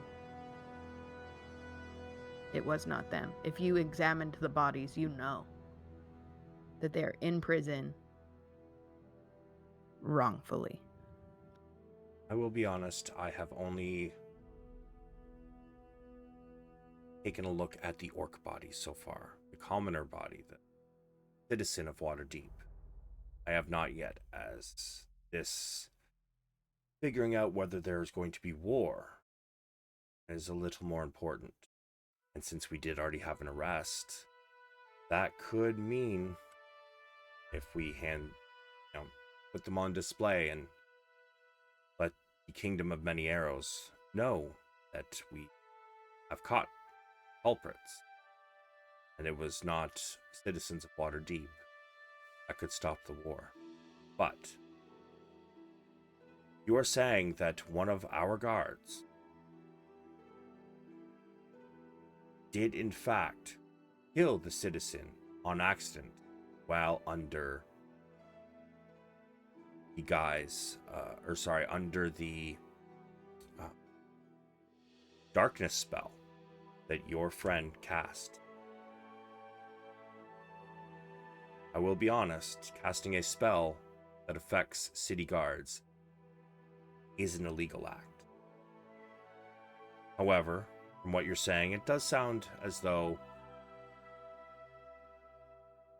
it was because he was being wrongfully accused and he was profiled. Go back to the yawning portal. And in the morning, I will send somebody to fetch you and I will let you know what is going on with it.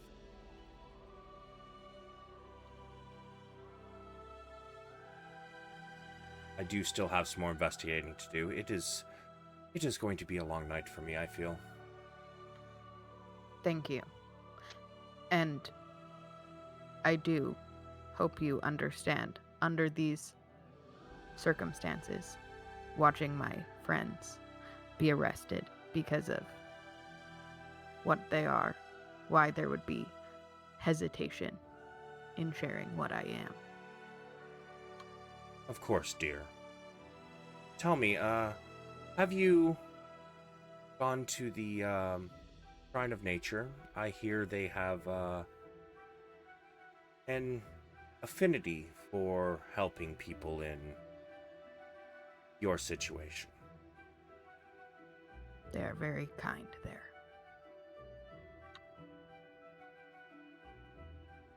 Very well. Keep your hands clean, and I will see the two of you tomorrow morning and let you know exactly how this is going to play out.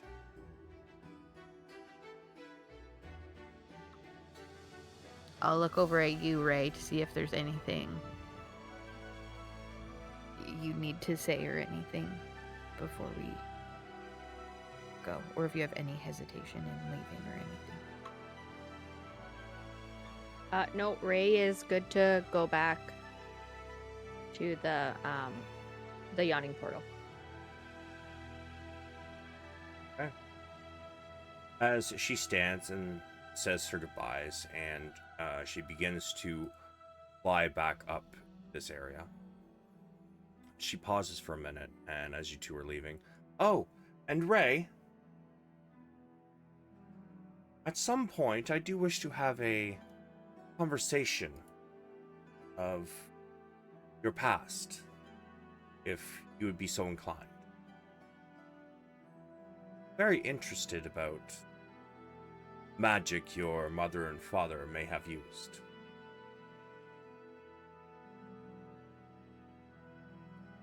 Yes, later. And she like slowly backs away. And with that, the four guards at the back of the room, up by the council area, begin to escort her out. And you guys begin to head out as well, and the same two guards who escorted you in will escort you out of the castle.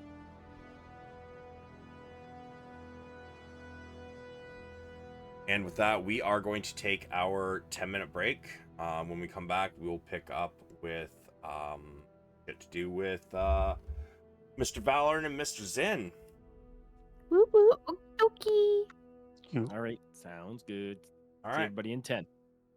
Yep, 10 minutes. We will be right back. All right, everybody. So, Ray and Ren, as you guys go back to the yawning portal, you guys doing anything? It is at this point about 11:30. It's gonna take you to about midnight to get there. Maybe a warm glass of milk, and we try to get some rest while we're waiting. Yeah, try. Okay. I'm honestly probably gonna be virgin on breakdown all night, so that's what'll be happening. Fair enough.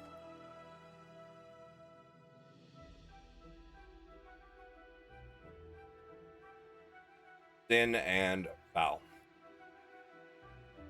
you two are apparently still in the corner. You guys have nodded off. However, it hits about 5 a.m.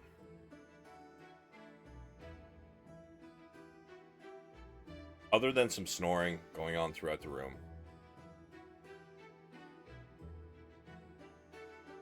it is quite quiet.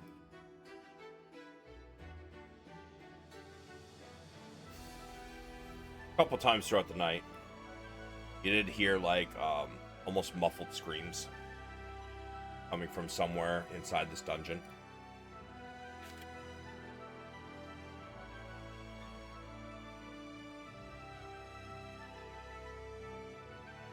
But at the top of these stairs,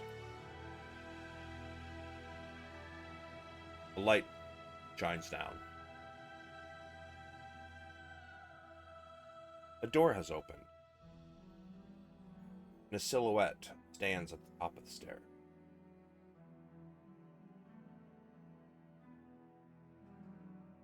As she walks down, see several guards behind her. While they're walking down, I'm going to quickly say to the fellow that kicked our ass, "And Infernal, my friend, how can I reach you after we leave this jail?" Oh, are you under the assumption that we're splitting up? No. You're coming with me.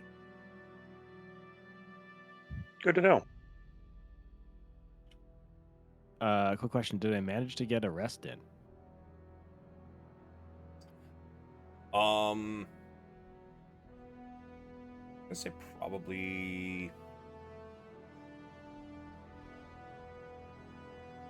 5 a.m.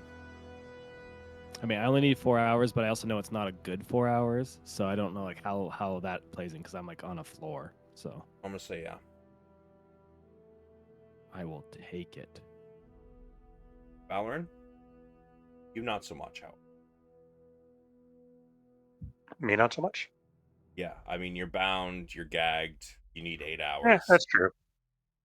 True. She comes down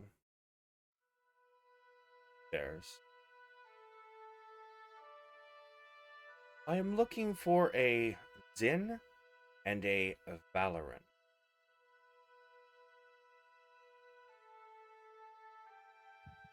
I'll stand up and hold up my hand. I guess Zinn will stand up beside him, not hold up his hand, but kind of like I would be Zinn. Guard, open the door, please.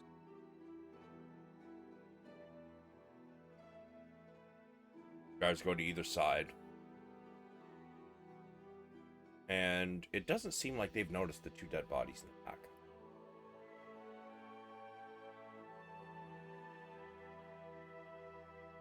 Guard unlocks the door. And as he does,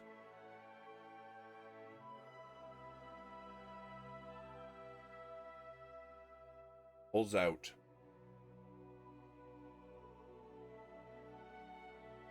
you know what? I'm gonna roll a sleight of hand.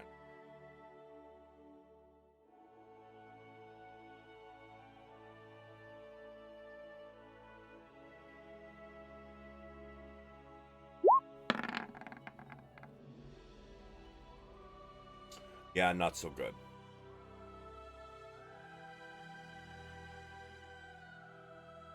What's she got?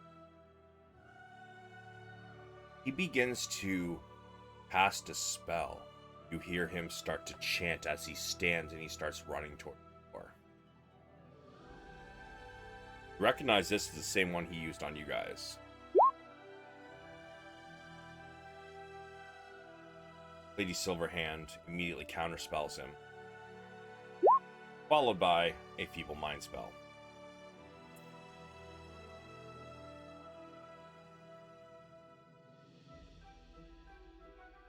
As he charges, he begins to slow, and he starts to his speech, as he's speaking the words in Infernal, suddenly turn into actual gibberish. He kind of like slows and starts almost to drool. However, he still heads towards the door, and between these 2 guards, they just kind of lay him flat. He falls backwards about 5 feet. That was unpleasant. Please, Zynn and Valeran, if you will come with me. Uh-huh.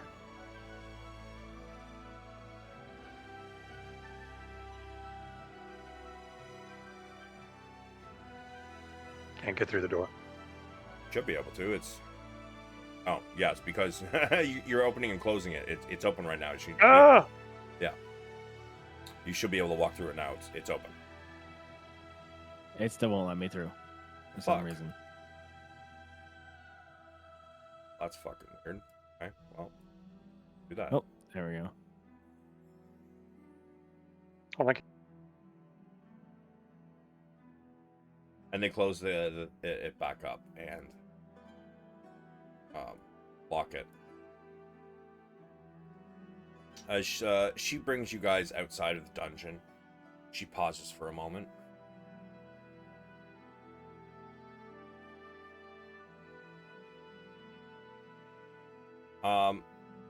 Valeran, Yes. you see her cast a spell. And all of a sudden, all of the locks on your fingers, your bit gag, they all unlock and just fall to the floor. Thank you. Your belongings will be returned to you shortly, but we need to have a conversation.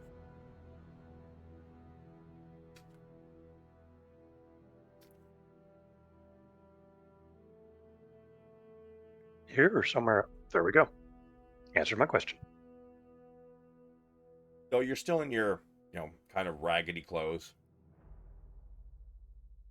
The rags I gave you. She brings, excuse me, she brings you into, this chamber here. You guys can drag yourselves in over here. One of the guards immediately pulls up a seat for this side of the table. And she has she sits. She says, please, have a seat. See, I am in kind of a very bad spot.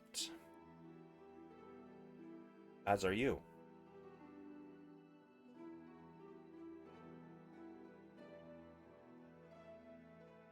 Now, I had two of your friends stop by several hours ago. Fortunately, I have got not much sleep since. So, I'm going to make this very succinct. I'm told you were falsely accused of the death of those two orcs and the mutilation of their bodies. I find this to be fact. I also find to be fact that it was in fact a guard's spear, as I have inspected your weapon, and they cannot make that kind of hole. That was the killing blow of a citizen. She looks at a paper and she says, Barnabas Mattel. That is his name. So, the problem I have, however, is that you, sir, used a spell on city guardsmen. That is, in fact, an illegal act. And though you did not strike the blow to the Barnabas Mattel, you had not cast darkness. The guard may not have struck out. Can you understand the predicament I am in here? Zynn will speak up back to her. I understand your point, but can you tell me that if somebody profiled you based off of your race, saying they wouldn't believe anything that came out of your mouth, would you leave your fate in their hands? I didn't even think I'd make it over to the jail cell. If I left it to your ill-trained guards, they'd also decided to stab somebody as soon as darkness happened, flailing. It doesn't instill confidence in the system. And I would point out. Sorry, continue. No, you're fine. I was going to say, I would also add, it's turned night many times since I've been born, and I haven't stabbed anybody because it became dark. You and I both know there's a very large difference between darkness, magical darkness. Tomato, tomato. And that's all I'll say about that. Now, I'm sure you can understand, Zynn. What is your last name, Zynn? My last name is Duerden.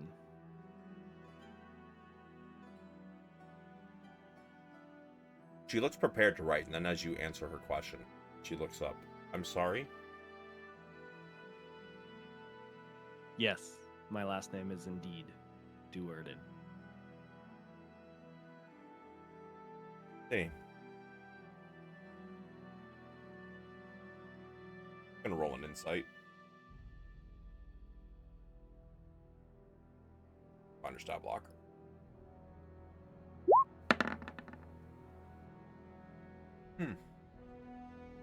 Strange. I was unaware Dritz had children.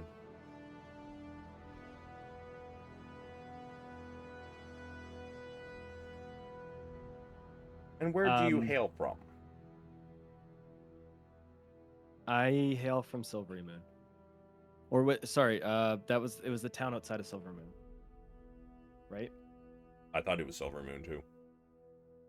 Oh yes, it was in Silver Moon, but I was in the poor area. Got it, Yeah. understood. Sorry, yes, I hail from Silver Moon. Hey. So, you're aware that they have laws there, I assume, yes? I was indeed aware. Now, I do not know if how Silver Moon handles suspects. However, here, if someone who is arrested leaves the scene alive, but makes it to the dungeon dead, especially with such a high-profile crime, do you not think that council would take a very strict notice of that? Who's to say they wouldn't cover it up? They did attempt to blame the dead individual and myself as well. Also, who would think that it was me doing the crime when the people had clearly been strung up hours before and I was coming to take them down? Not many drow of the origin that I be claimed from would come back to the scene of crime in broad daylight, trying to cut down the deed they did the night before as a showcase. The guards did not know that, and I'm not defending them in their racially charged decision. But from all accounts I have heard, when the guards arrived on the scene, you were the one covered in blood. Yes, as I was taking the bloody, battered bodies down. It's pretty hard not to get blood on yourself, especially when they're strung 15 feet in the air. I thought getting rid of a spectacle for those poor souls would probably be better for not only myself, but the city. As I don't think it looks great on the city to have strung up orcs that are naked and mutilated. Though you're right, it would not look good. You must also understand that for a proper investigation to be done, guards should be the one dealing with that. Investigators. Not someone who is not even a citizen. Can you understand why that is the way it is? Yes, I can understand that. But from my experience of your guards, they don't do quite very well on investigations either. So you judge all of them by the actions of one? I was referring to the 4 guards that came and profiled me specifically. Well, you keep saying your I guards. had great faith in the city before that.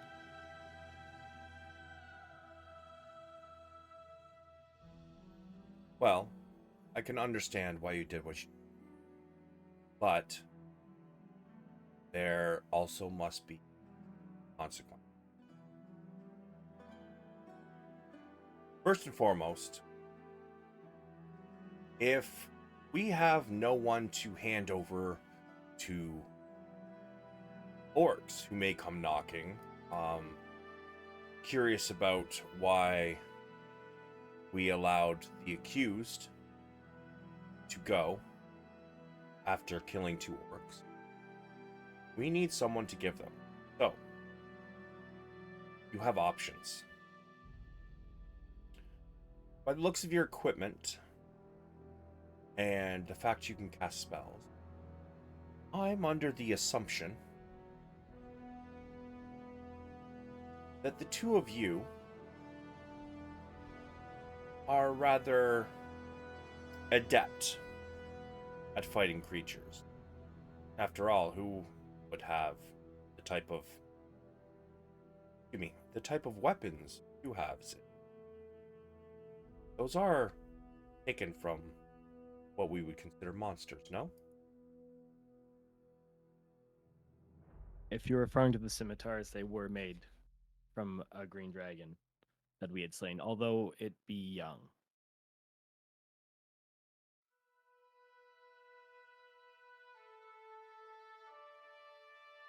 Here's what I offer. For both your crime and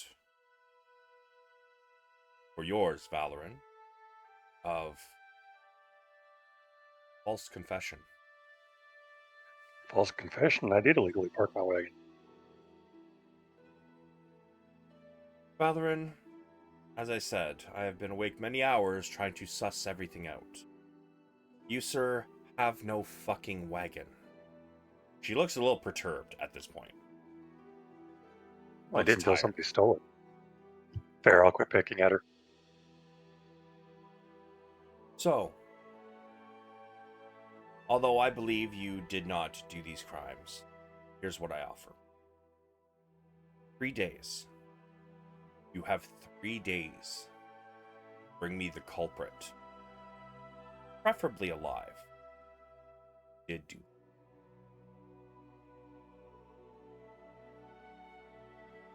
As well as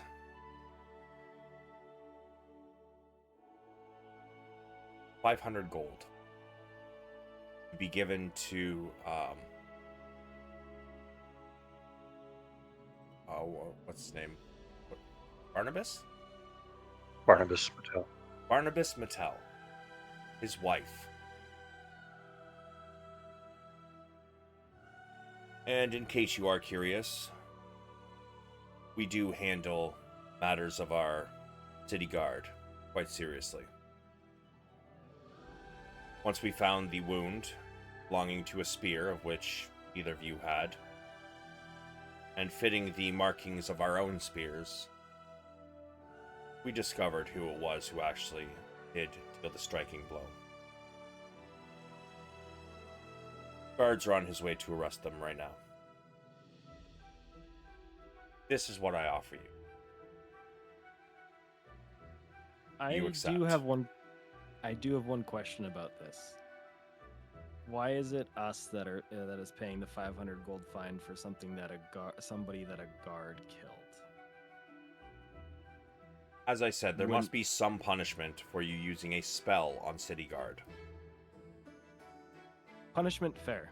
Find a solution to save you from a war. Understood. If you didn't think I didn't catch up on the war part, you I were mistaken. said this crime holds 30 days in jail. Would you prefer that? How 500 much is gold your sounds city good. worth to you? Sorry, what'd you say, Zynn? How much is your city worth to you? A war is much more than 30 days worth of jail in recompense. 30 days in jail, but you forget. As I said, I have to give the orcs somebody. Ah, so you continue to frame. I see. If I have no other choice, I'm sorry. One falsely accused versus an entire city of people I am responsible for. These are your options. Do you accept? I do accept your unjust offer, but I would note that I do not approve of this solution. Truth be told, neither do I, but I don't see any other option. I'm sorry. And also, I would like to point something out just because I'm feeling so nice right now. That other individual inside the jail that we were in has a plan to escape today. I assume that guard might be a part of it, the one that you feeble-minded? Or would I know it's feeble-minded? I'm gonna say you can give me an Arcana at disadvantage. I would say that you dealt with maybe then, you know? I assume I'm failing this. Yeah, no. Yeah, I'm failing it. The one that you dealt with. Well, it is completely fine. I used a very powerful spell on him. He will not even be thinking properly, he will The have man- trouble forming sentences for the next 30 days. He's The due to man- be sentenced in 10. The man did pray Asmodeus. Oh, I'm aware. That is part of the reason he's in there.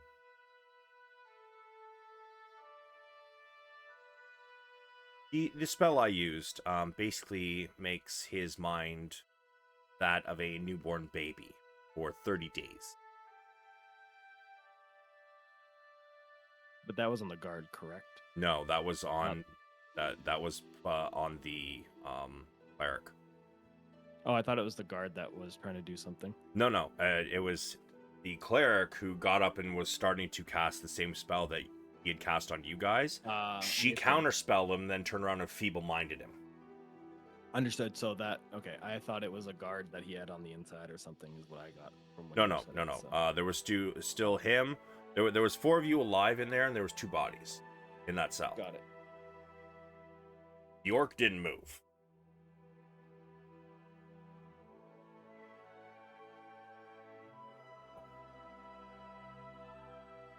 So, very well. I was supposed to go meet with your friends Ren and Ray, but I figure they'll have their answer when you head back. Meet with them.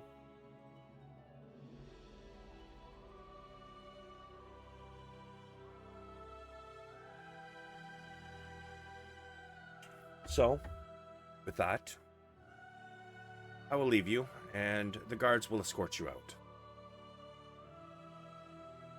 I hope to hear from you within 3 days.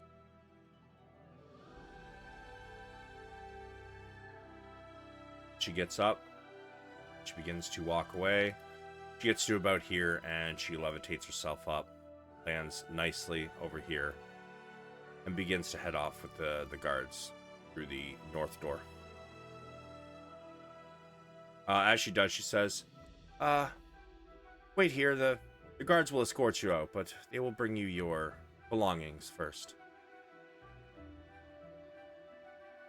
You guys only have to wait a few minutes before one of the guards walk in and brings you all of your belongings.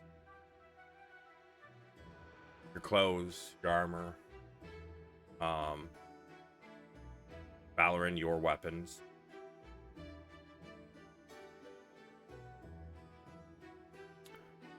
But you are all able to be escorted out now. Awesome. Let's go.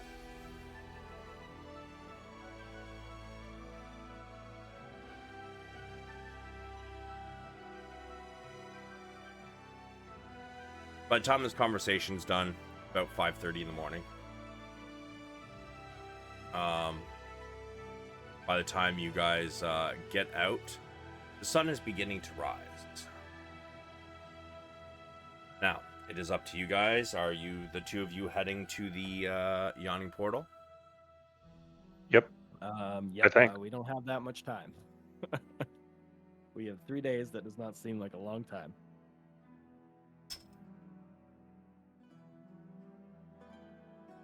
All right. So, you guys get to the yawning portal about 6 a.m.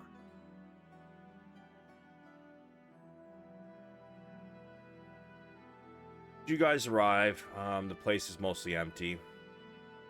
Jernan is behind the counter. Doesn't look empty. Yeah, well, like I said last time, I don't want to have to repopulate it every time there's a change and shit, because this is one of the maps you guys are using a lot. So many guards.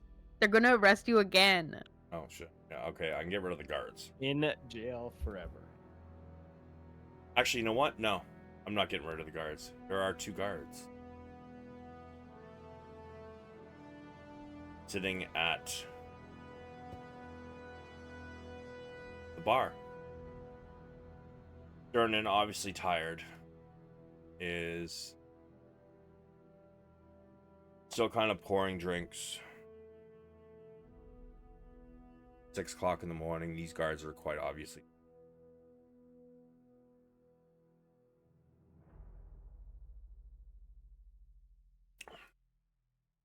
Valeran and Zynn, you guys walk in.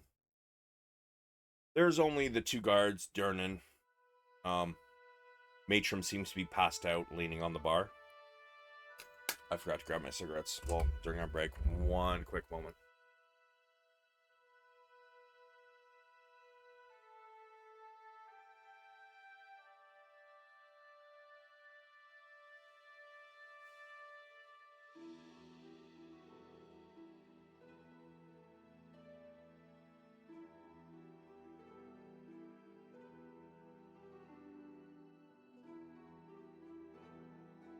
Sorry, yes, I am back.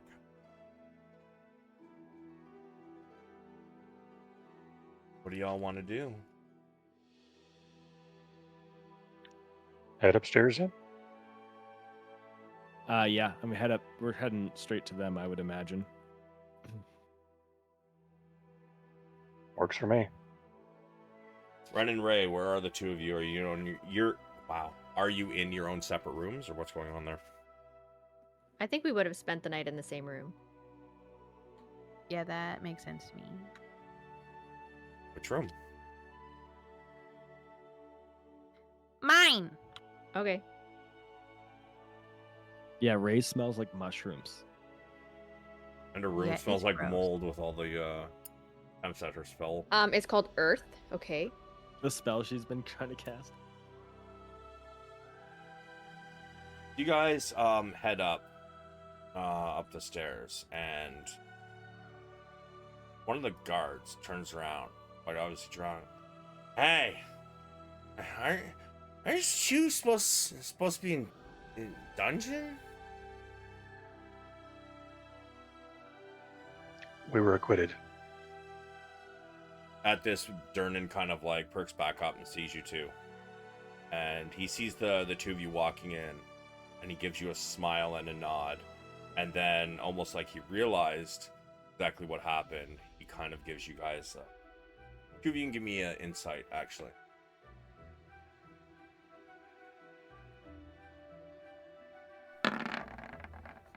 Sorry, I don't have advantage. That's And I okay. think I do have disadvantage because I was up all night. Or didn't get a rest in. Technically, you got a good part of a rest in.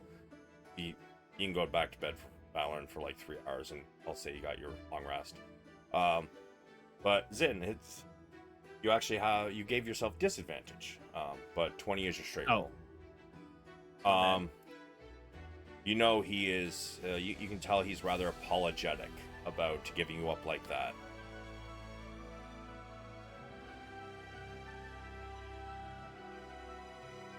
But the one guard who is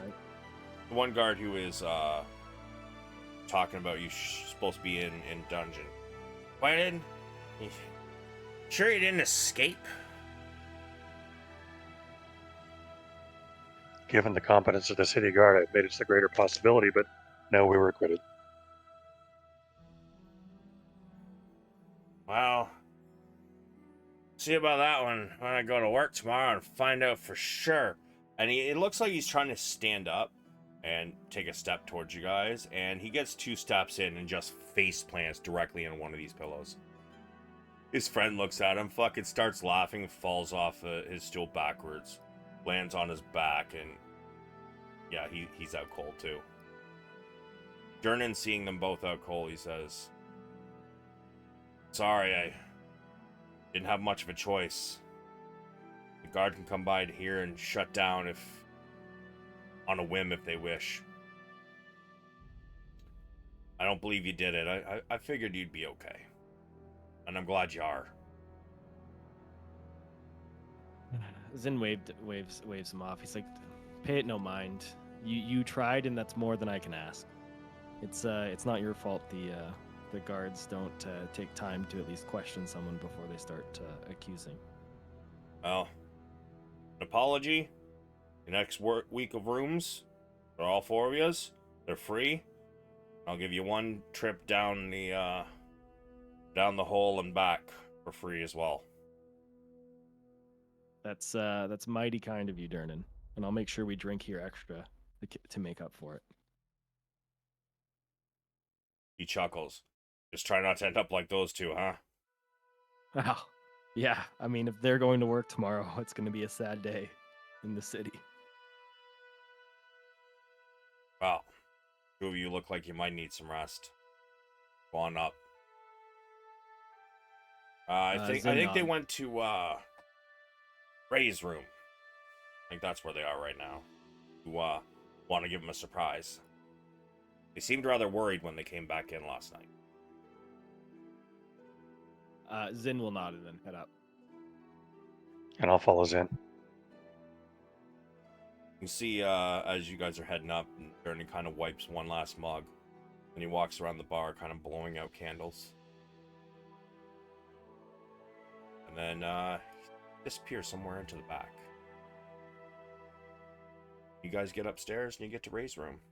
What are the two of you doing? We're in Ren's room.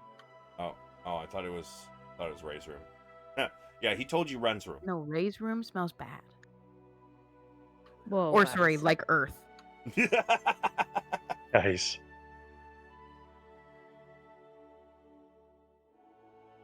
So, you guys approach Ren's room. What are you guys doing? Knock. Knock, knock, knock. Ren and Ray. Housekeeping.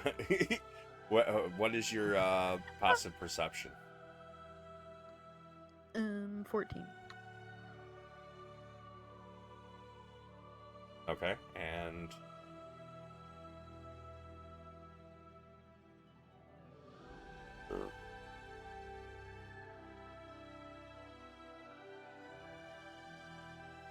the other person.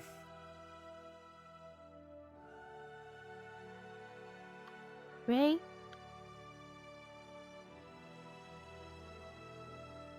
Oh, sorry, I didn't know who you were talking to. 14. Ray and Ren, what's your passive perception? Sorry, so 14 and 17 you said? 14. 14 and 14. And 14. Oh. Yeah. God. You think I'm that smart? Thank you. No, I just thought Snow's would be higher. She's a wisdom character. Okay. Yeah, you both awake to a knock at the door.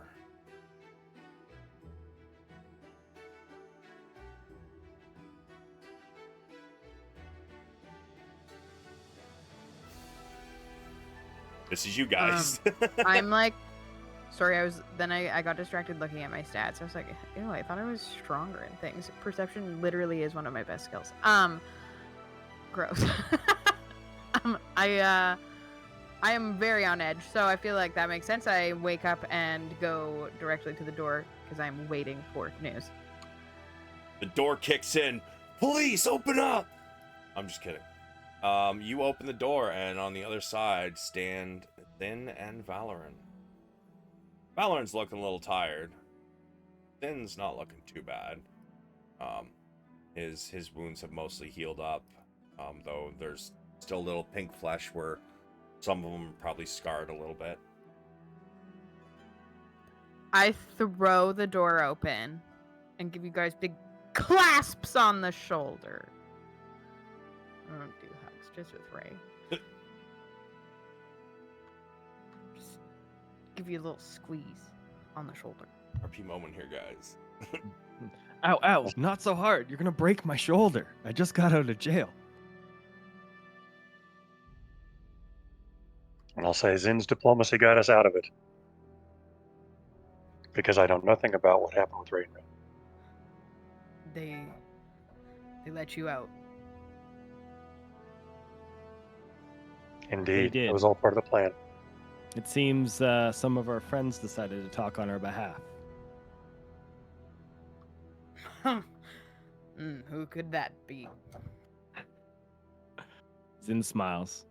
Thank you very much. I appreciate the help. It was not looking so good inside there. And I have to correct myself. I did know about it because she told us about it. I'm sorry. All good, Thank you bro. for getting us out. We really appreciate it. My plan wasn't going as well as I'd hoped. Then Zynn goes, It was an interesting plan. from what I saw. Surprised it didn't work. Me too. So Zynn says, not to ruin the warm and fuzzy moment we're having, but we didn't get out of it there scot-free. Where's Ray? Is she in here as well? Yes. Okay, so Ray hears Yep. everyone talking and she runs over and she starts wagging her finger in front of their faces and is giving them shit, and she's saying, if you ever do this again, and she's stressed out, and then she starts crying, and then she's happy, so she starts like hugging them, but then also scolds them a little bit more. Holy bipolar, Batman. All of the emotions. She's a cat. Cats are crazy.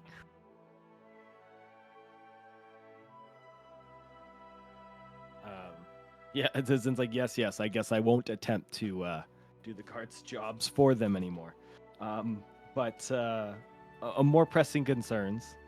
Then Zynn starts explaining what's happened with his conversation with Lady Silverhand, and how they only have 3 days to figure out who did this. Otherwise, it'll be much worse. And we also need to come up with 500 gold to give the family that the guard killed. And we have to bring the culprit Zane back. is pretty peeved about. I guess this is where I come in. Then I'll like show you guys the letter, because you guys never got to know what it was, because I just like pieced the fuck out when I opened it.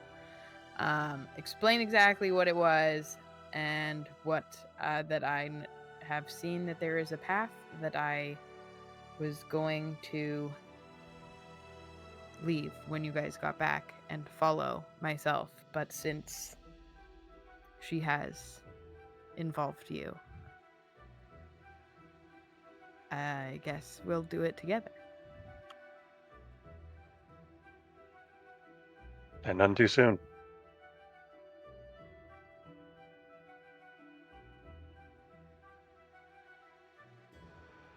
So yeah, I'll fill you all in. Forget what I was thinking. Never mind. So you're filling them all in on the note? Yeah, I filled them in on the note and the fact that I found the little path, so I think I know where it... Well, I know that there's a bit of a trail. Shall we follow the path?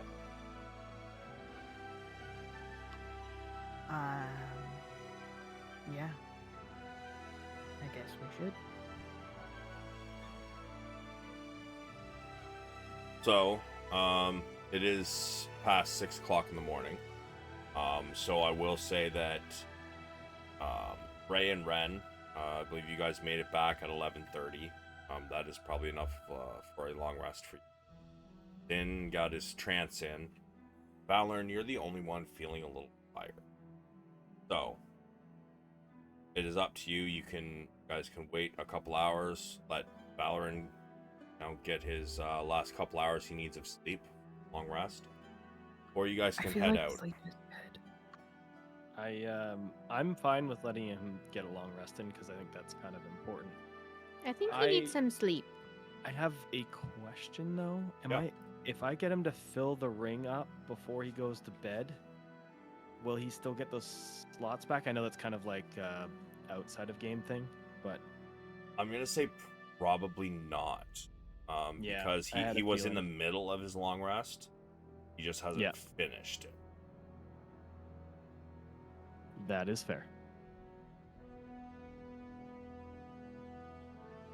So, Valeran, you are... they're all willing to let you sleep. So it is up to you and your character there, whether you want to push forward with this, or if you want to take a bit of a rest. Even though we're just... Go ahead. Just as like a little thing for Val, if you need to rest, I also have another little baby thing that we could do together, or I could go and try to find information on first, which would be finding someone who can look in on my family. Sounds good to me. I'll get some rest to be more useful when I wake up. Okay. I just didn't want you to feel like you had to choose between us, like, just resting and doing nothing or doing something. I think that's a perfect solution. All right, so Valeran voices the opinion that he is exhausted.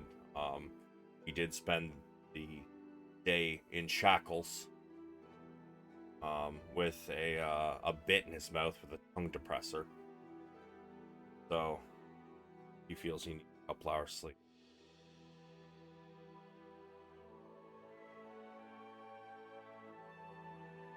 So, in character, Ren, did you want to tell them what it is you do, and Okay. about the reason you're doing it while he gets some Yeah. sleep?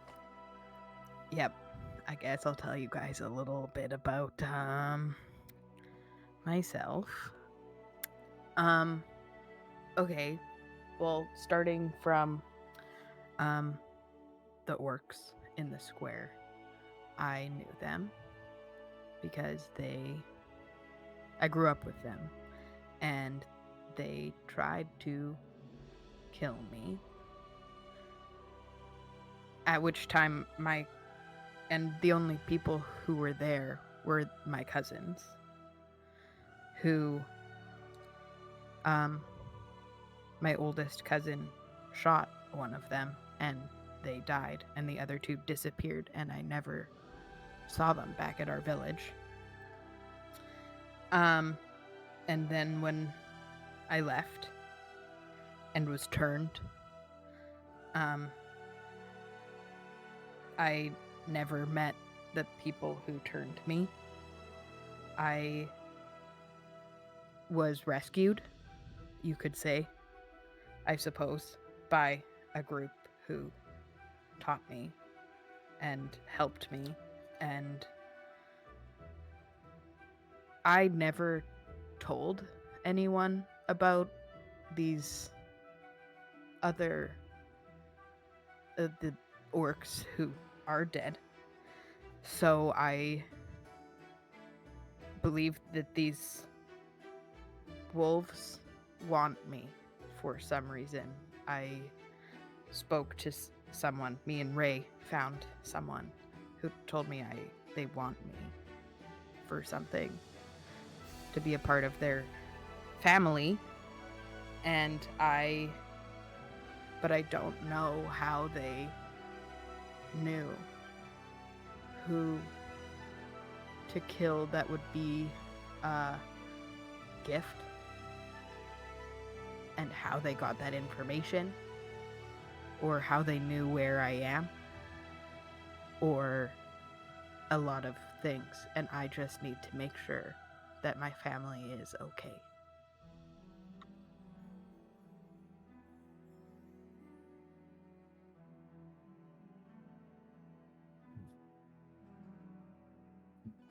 Of course, of course. Do you have any idea of how we would be able to validate that? No. It was, Julania suggested a spell, a person who does the magic to look at them. I kind of, they are very far from here, and also I left in a way that I can't just, even if I wanted to, go back. So we need magic, I guess. Okay, so just as Ren is done explaining, like Ray's already like starts walking towards the door, and she looks back and be like, "You guys coming or what?" It like snaps Ren a little bit out of like the memory and trying to like adjust the overwhelming memories and things that are happening. I'm like, oh, yeah. If you have an idea of where to go, Please lead. And I'll chime in at this point. There are some high-level divination spells that might serve the purpose you describe. Perhaps we could find someone more talented than myself. Do you know where those people would be? I don't, but I'm betting the bartender who knows everything, because bartenders do know everything most of the time, could point us at least in the right direction generally. And we could Yeah. find it down, or even Arcane And- Bob. Yeah, if I was gonna say if Durnan does an Arcane Bob would, but we could start with Durnan. Okay. Val, you rest. We'll check on my family, and then we'll go hunting together. Sounds good. Have a good night, Joel. I'm gonna plow into the pillow. Oh, you're gonna what the pillow? Plow into the pillow, like dive into the pillow. He said plow the pillow, I believe. that's That's what not what I heard said. too. I was That's like, not the what I fuck? said. Hey, I've been in jail. I It mean, he's changes the man. alone. It's been a long night. Don't judge. Yeah, he Can you didn't- make me an Yeah. acrobatics check, please? Right? No, that would be a performance check. I was gonna say. Yeah, Valeran, yeah, he, doesn't wait for anybody to get out of the room, and he goes face down into the pillow.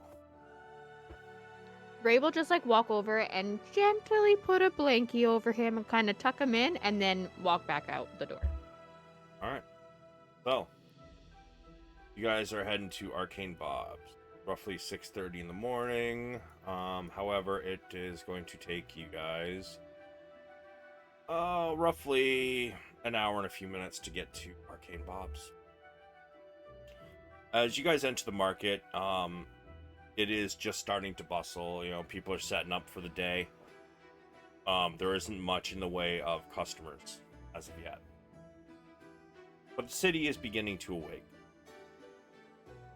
And you guys get to Arcane Bob's.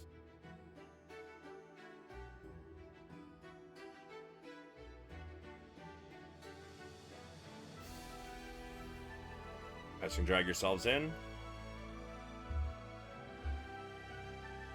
You guys get to Arcane Bob's. You guys are only a few feet away when you hear the door unlock. And Hello? as you guys walk in, as usual,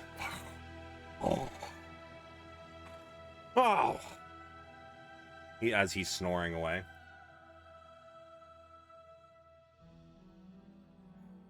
I am on a mission. I'll start clearing my throat from back here this time, though. Maybe it won't scare him quite as bad.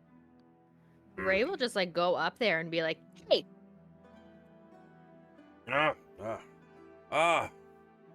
You again. You're damn near daily now. Nice to see ya. You guys always bring me some good business. What do you need? You got some more things for me to sell, or more things to sell me, or are you looking to buy today? I actually need information.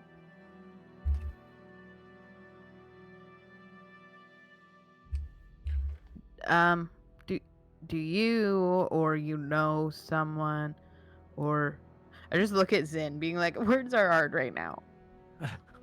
Okay, I got this. Bob, we are looking for a wizard that might be able to help us check in on somebody important to our friend here from a long distance. Looking for and Ray will just be like, but sneakily." divination spell. Well, let me see what I got. I'm not gonna lie, I'm trying to remember the name of the fucking spell. I know there's one, but I can't remember what the fuck it is. Sec. I only know scrying, but I think that's different. That actually might be it. Sec. Never mind, I might be helpful. Well done. I know the spells that people use in the podcasts I listen to and the ones you guys frequently use, and that's it, because I don't play spellcasters.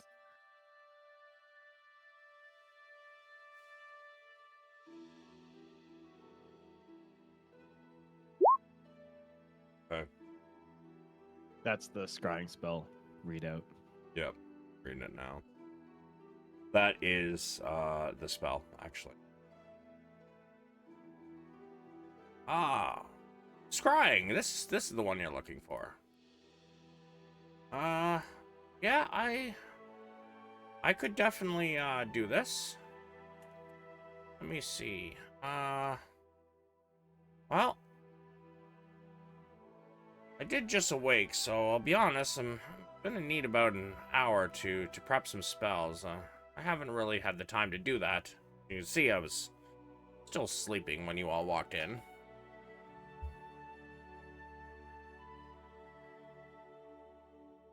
Or if it's super important, I could use one of my spell scrolls, but I'll be honest, level 5 spell, or a spell scroll of that strength is a little pricey.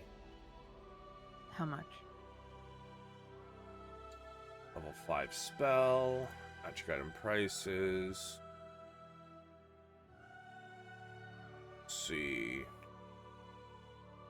Level 5. Well, normally about 2,500 gold, but that's me trying to make a profit, so... Sorry, Arcane Bob's dying. Bless you. Oh, that wasn't a sneeze. That was a cough that just kind of came out of nowhere. Was saying, you guys bring me a lot of work, so I'll give it to you roughly at cost. About it's 1,250 gold.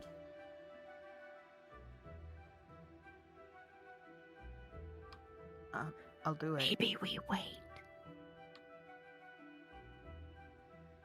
Do we have Just for argument's sake, what's waiting an hour gonna cost us? An hour of time. Oh, he's gonna do it for free. Oh, for if the hour? you're asking them that, well, I mean, if I Yeah. prepare it, then it doesn't really. Actually, you know what? Take a look at the spell just to be sure. Oh yeah, Oh. component wise. A focus worth at least 1,000 gold, such as a crystal ball, Oh. silver.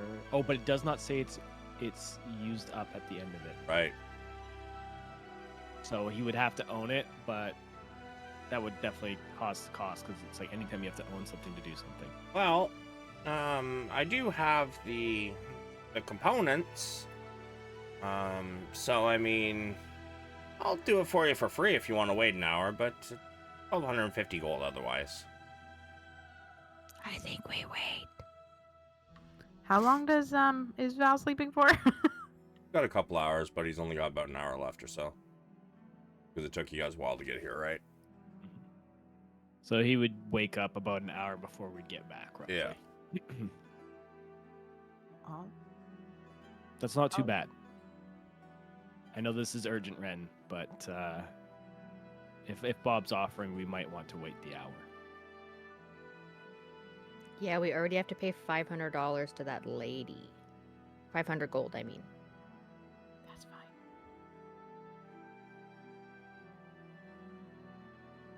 If you say wait, I will wait. All right. Well, just hang out down here. I'll be back. And he goes upstairs. And is there anything you guys are doing in here for the next hour? I'm stress eating the pies from the bag. Of the magic Of bag. Hunter, the bag of Hunter, perfect. Yeah, that one. Still Is- piping And hot. and Ray is like, can I have some too? It's funny. I do have so many pies. So, yep. I'll just like rip a piece off for you every time I start a new pie. Perfect. Yeah, they're still piping hot. Still just as tasty. They're delicious. That's Yum. Perfect. I'd say in an hour I could probably eat at least 3. Yeah. Does he have any books that can be browsed? I mean, he's got books all over the place. Yeah, but is that like books that I can touch and browse, or is there like a behind a glass case, don't look, don't like a touch type coloring thing? book? I mean, they're on a shelf. Not quite that. I will sit and be smart. I don't want to screw myself up again. Okay. After about an hour, he does come back down. All right, so for this spell, best way to make it work. Let's see. Who is it you want to check on? Miev and Kansif. I can only do one at a time. Miev. Okay. Tell me about her. Description, age, yada yada yada. She's an orc, and she is around my age. I believe she was a few years younger, right? Yeah, she's a bit younger, and Kansif's a bit older. I'm trying to find the exact age. I have it written down somewhere, but now I can't. Remember? This is what I get for having like 3 different note-taking apps.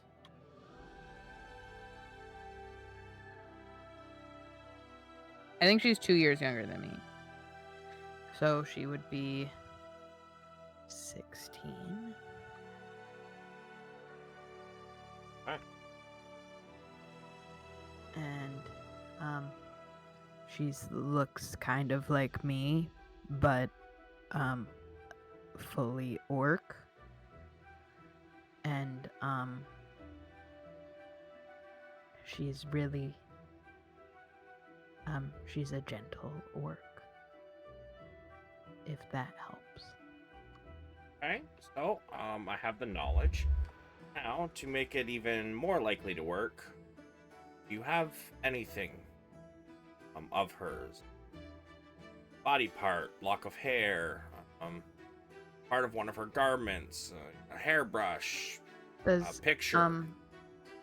Would something she made help? Yes, it might. I slide off one of the woven grass cuffs off of my forearm and hand it to him. Alright, very well, very well. He reaches into his desk and pulls out a very clear crystal ball. This will take about 10 minutes. And he sets the grass bracelet on the top of it. And he starts moving his hands around it and begins to chant. At the end of the 10 minutes, face appears in the crystal ball. May have.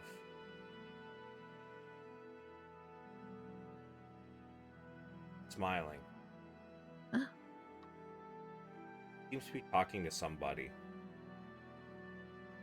And she kind of like puts her head down a little bit and giggles. Give me an insight.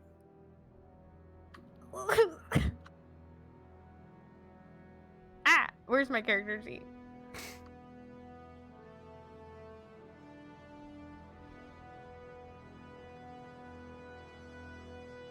She seems to be talking to somebody that might be some sort of a love interest.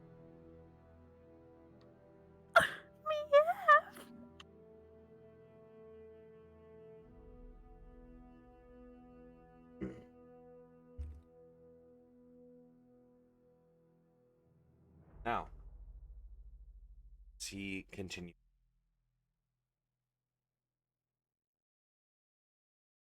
You see her kind of turn around, and through this, you can only see her.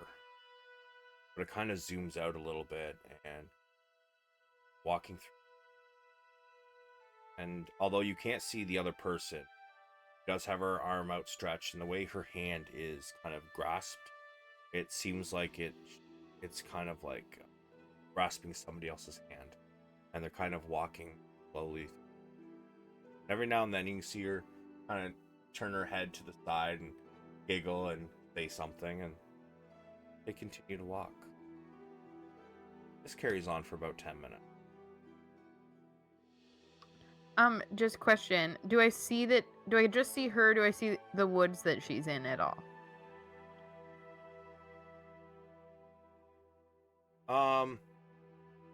I mean, I'm gonna say, you can give me a perception, see if you can recognize the area. Okay.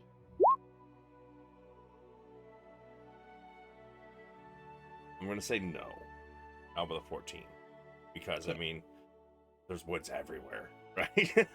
Yep. To look for a specific landmark, you're not seeing one. Okay.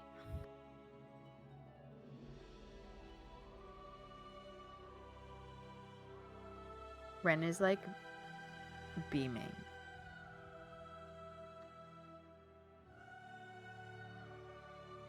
And as his chanting ends, the vision fades away. You have watched Maev seem like she's happy for about 10 minutes.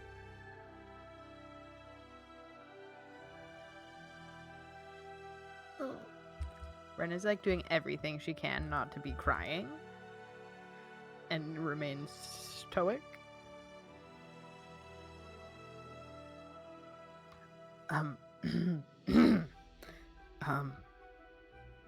Is it possible to do it again for my other cousin?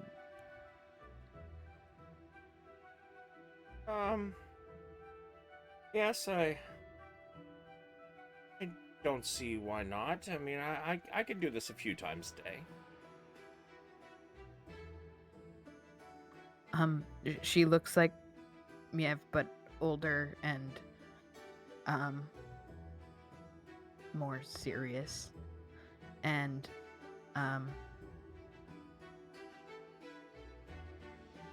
stronger, and she's 20.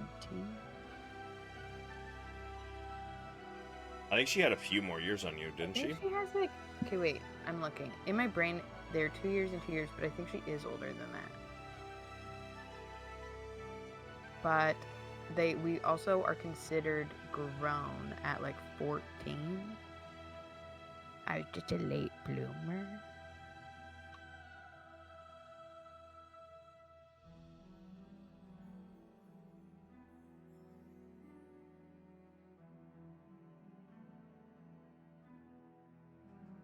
Do you have anything of hers I can use in the spell?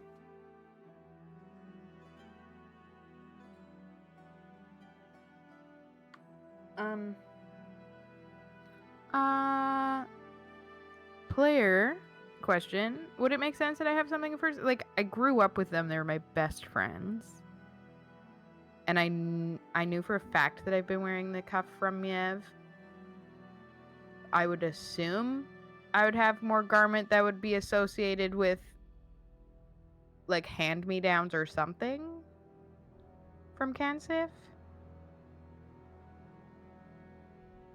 But I have nothing like firm written. I'm gonna say if you don't have anything firm written, not. Doesn't mean the scout it will fail. It's just less likely. Yeah, no, then I don't. I'm not sure if it helps, but we're all the same blood. Not the same, but the same. Well, I'll be honest. I don't think your blood will work. It will probably show me what you're doing right now. Unfortunately, we'll be in here. It's fine. It's fine. I can do it without it. It begins to cast. Okay. 10 minutes pass as he reaches a crescendo spell.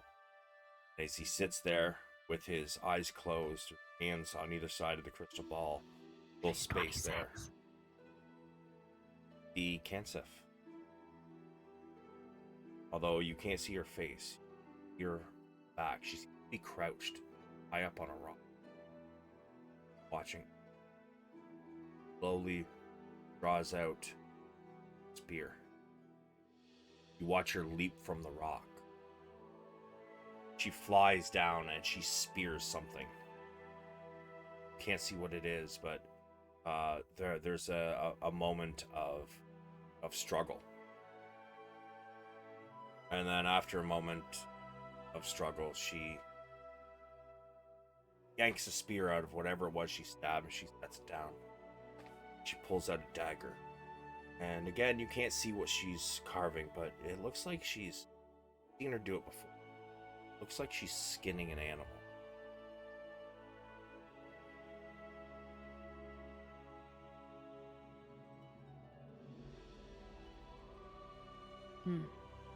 That seems fine.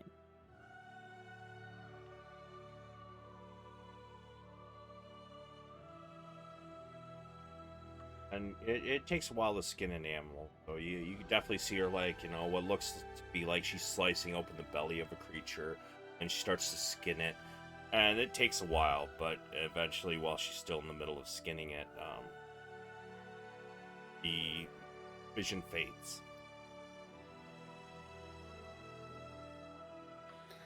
Ren like lets out like a big breath of like relief, but it's like very quickly replaced by just more confusion.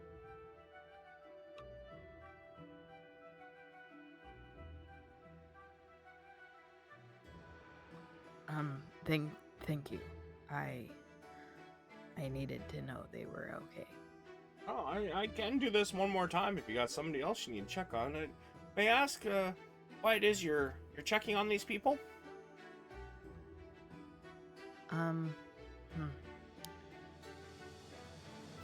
Someone knew something they shouldn't know. Oh, I see.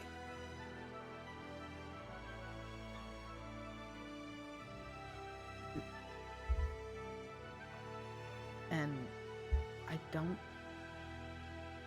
know who else. My dad? Zynn will pipe in. Ren, I know we haven't fully talked about this, but you don't know anybody that you don't know the person that might have done the incident, do you? Could we peer in on them? I don't know them. I never met them. I know, but I don't know. Sure you didn't? I thought you did. Hold on a sec. I got your... I don't think I did. Give me a moment. Also, I found their ages. I don't know why I have so many different notes rather than one condensed file, but I have 3. But their ages are a little skewed because we changed my age. So, but Kansif is 26. Let's see. Do a quick skim of the stuff.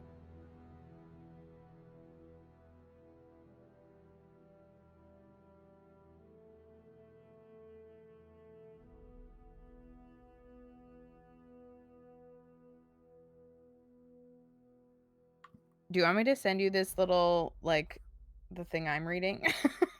It's all right. I've got all your memory sequence, and we would have Okay. covered it during those. Actually,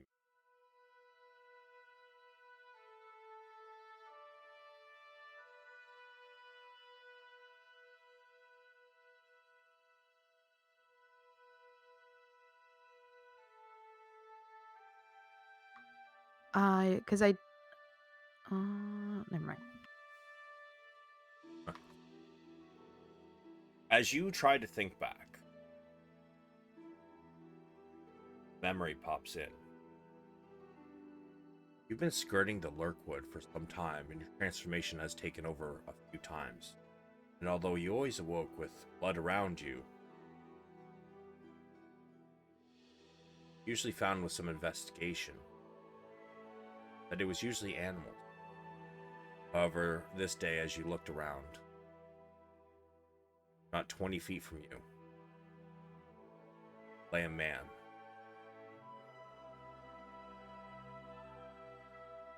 Give me a history at advantage.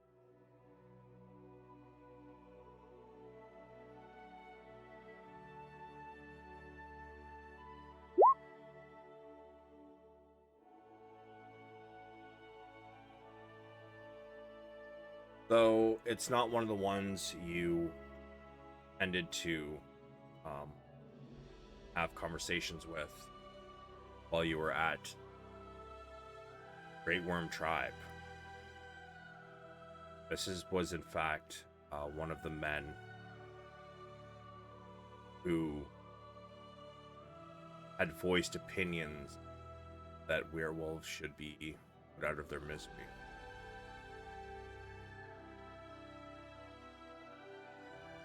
He lays before you as you inspect the body. The heart is missing. The guts are torn to shreds. Intestines lay spread out in about a 20-foot radius, as if you just raked and just tossed his innards around. His head is nearly severed.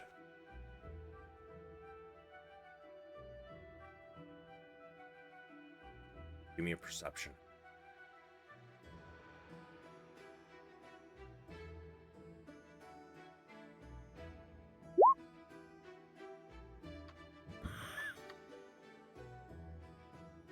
At first, you don't notice.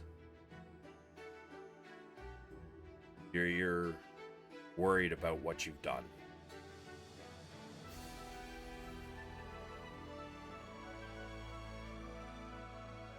But then you hear a snarl.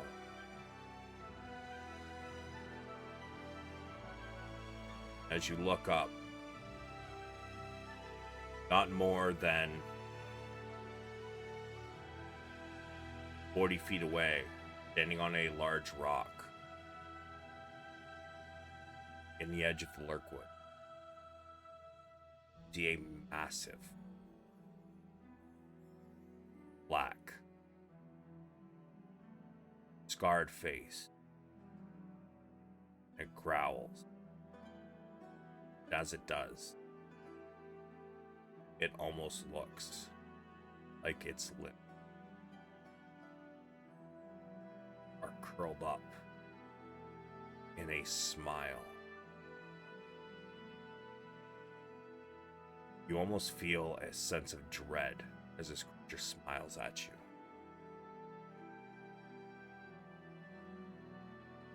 And it takes you a moment, but this wolf looks an awful lot like the one that bit you. One you might have had a hand in turning you.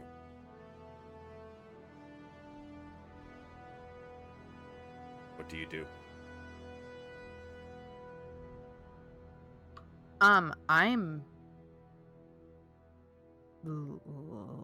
lunging towards it. As you begin to run at it, the smile grows bigger and it heads deep in the forest. You follow? Yeah. You follow. You chase it. More than 20 minutes. You finally get into a clearing.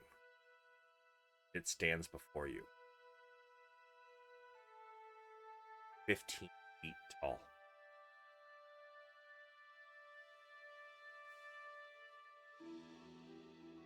And from around the other sides of the tree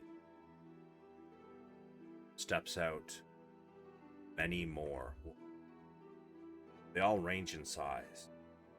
Some almost 3 feet high, but they don't look like pups. Some up to 10 feet tall, but none as big as this one. Look around, You believe there's roughly 25 of them, plus this large one. What are you doing?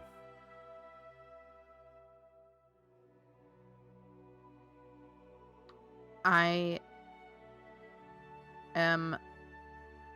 like, once I entered the clearing, I get into just like a strong stance and just am staring at him. Like, I can see the other wolves in my peripheral, but I just am focused on him. Smile as best as Wolf could manage. Spread across his again. And before you, morphs. Begins to transform, bones shifting, skin and muscle tearing. And he stands before you. Though he is a man, human, he probably stands nearly 8 feet tall. He looks at you, and he says,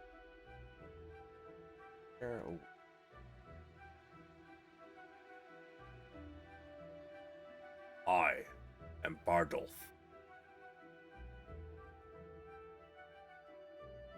I am your primogenitor. The one who turned you. I hope you will join us. If you decide not to, that is up to you. Just know that one day, I'm sure you will. Looking for the rest of this fucking thing, I lost it.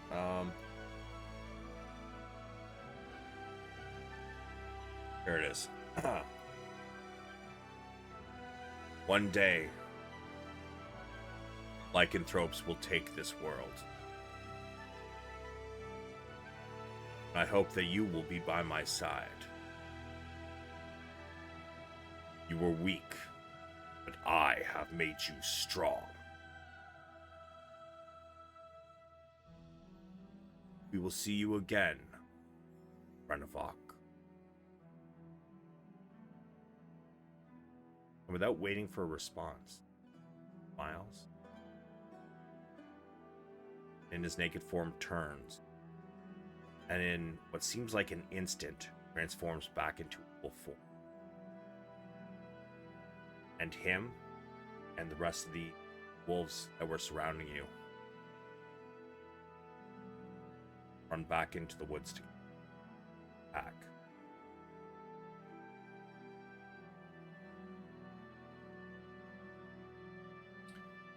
Arcane Bob goes, Ren, I asked if you can describe the person.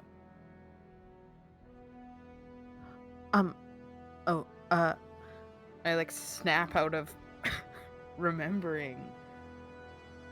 And,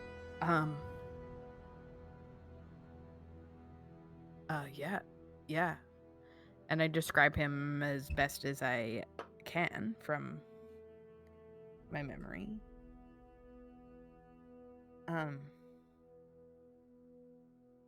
Is that enough information? I don't think I have anything. I will see what I can find. So you describe a 8-foot tall man, black hair, black beard, scars all over it.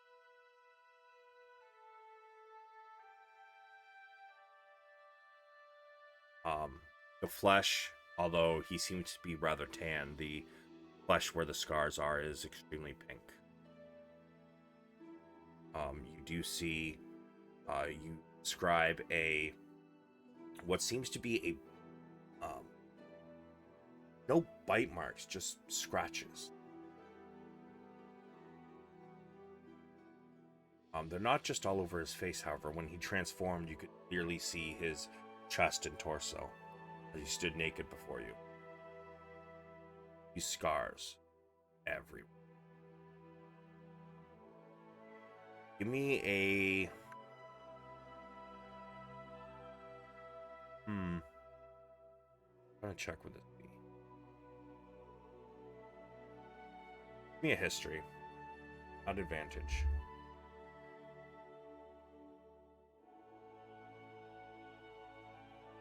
Wow, what helpful advantage. A lot of them look like whip marks. Scars from whips. And as you describe him in great detail... Oh. Very well. Alright, well, let's try this one more time.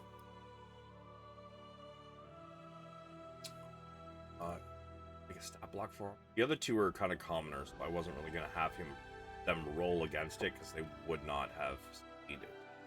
But... Tell me I made that block. Ready, please? I don't think I did. Okay, so... Let's see. What is the save?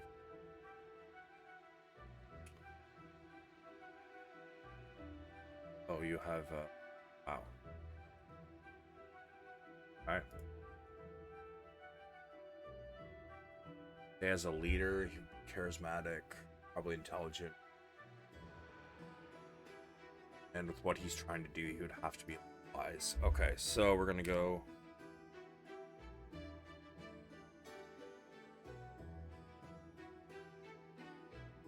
Plus 11, but...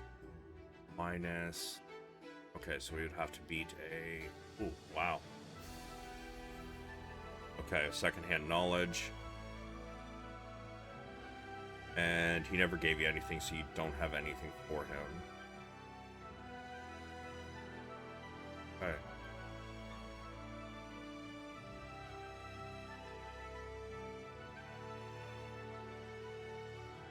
So...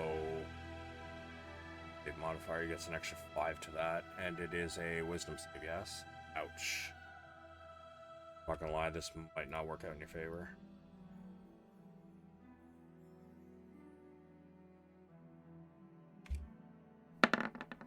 Wow!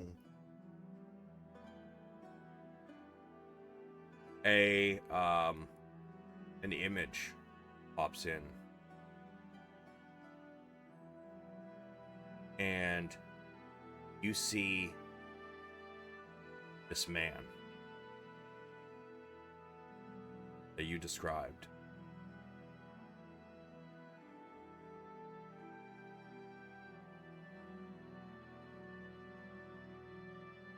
You see him biting something.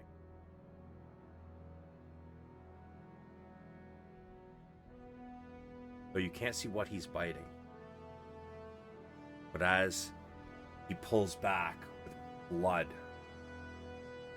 running down his chin, he seems to grasp this thing. Or creature, whatever it may be. And he looks at it. And he says something. And then he pats whatever this is. See the image kind of scroll out a little bit. And he raises a fist in the air and seems to be giving a scream or a roar. And then he raises both hands up again and again, like somebody trying to rouse a crowd.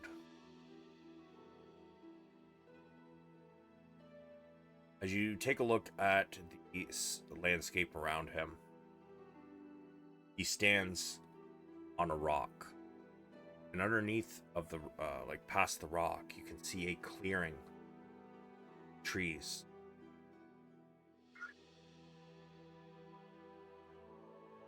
Give me an insight.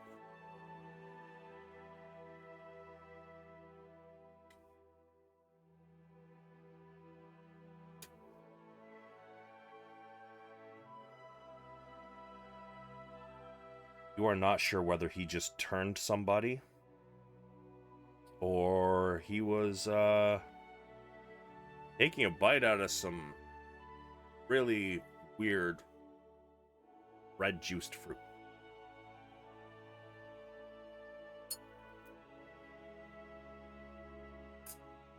Okay.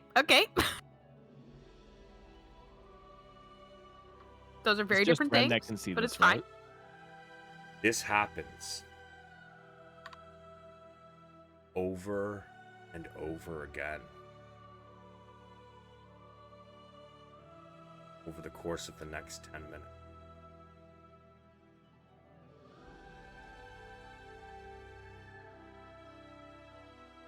But before it ends, you see him kind of look up. Almost like he's looking directly at you through this orb. And he smiles. Says something.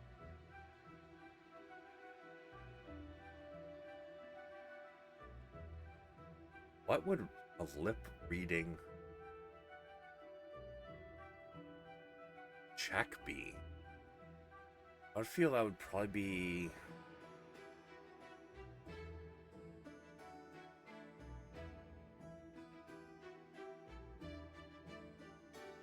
You know what? I'm going to say it is either going to be a flat intelligence or a flat wisdom. If the other two of you are looking at this thing right now, while this is happening, you guys can roll as well. If Ren allows me to, I would definitely be looking. Oh yeah, go for it. Okay.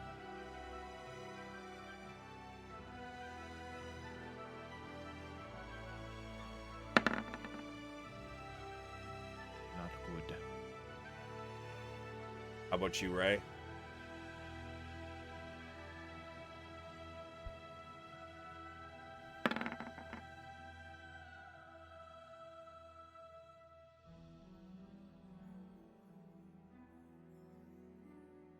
It takes you a moment to figure out what he said, Ray. But you're pretty sure. Oh, Ren. You didn't roll it. I meant to. Schwipsy. Alright, I'm going to say Ray got the highest one, though, so she's going to get it. Yeet. Ray. You see him mouth these words. And you believe he said, ASKII.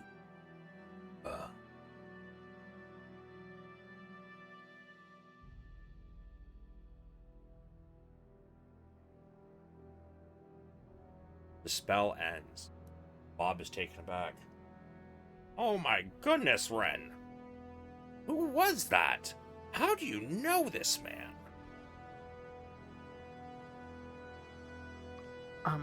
Bob, I'd like to clarify. As I said before, I don't know him. I just know him. I don't know him. We're not friends. That's probably a good thing.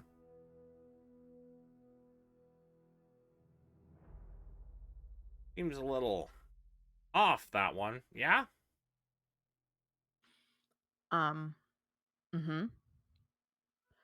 Off is generous. Well, that's about all I can do for today.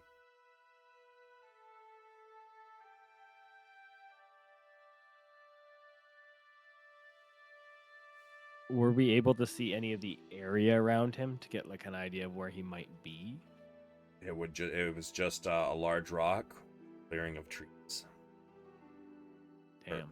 Yeah, Okay. like there's trees, but then there was like a clearing in them. Yeah. So like nothing that we could use as a landmark. No. Even I'm gonna say Ren hasn't even this place. Okay.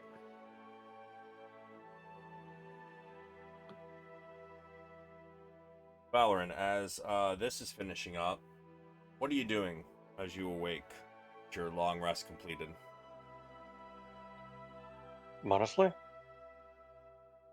What? I'll be probably scratching my balls. I don't know. I just woke up. I'd get my stuff together, and I'm not quite sure where everybody went, so I'd probably just go down and grab a meal and talk to the bartender. You are a wizard. There is something you need to do every morning that takes an hour. Okay, I'll prepare spells. That's a really good idea. So you are aware Prefer the that scratch my balls yeah, moment.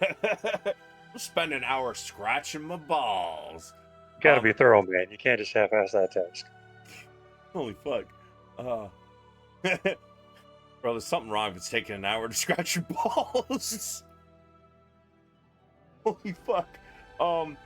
But just a heads up, you are aware what you guys are planning to do for the day, I believe. So keep that in mind when you prep your spells. Got it. But with that, you prep your spells, and it's gonna take them a little while to get back. So like, yeah, you've got an hour to prep your spells, and then I assume you're heading down to whatnot. As for the other three of you, Bob will say, well, is there anything else I can do for you today?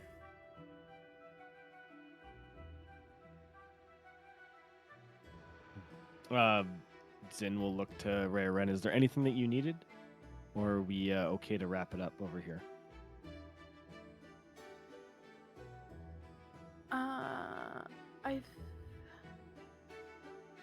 I think I'm good. Okay. Zynn will turn back to Bob. Hey, Night of Ice, what's up? Thank you so much for everything, Bob. That'll be it for us for now. But as you know, we'll be back soon to haggle with you some more. Probably tomorrow. Well, that sounds good. I hope to see you then. Take care, everybody. Zynn nods. And then we are off. Alright, so it's going to take you a little while to get back. But I'm going to say because of, like, trying to get the spells cast, whatever, it took you about an hour in there. You guys start heading back down, and as you guys get back to the Yawning Portal,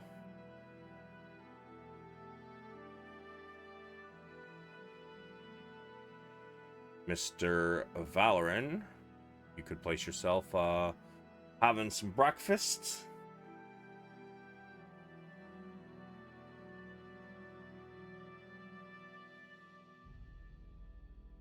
I shall go over here because it's unoccupied. There we go. Just trying to find an empty table. This table's empty. The guard isn't there. They have left. Cool. I'll just be here chowing down. Durnan does seem to be behind the bar, although he is rather tired. He's yawning, and you're just finishing up the meal he gave you. As the other three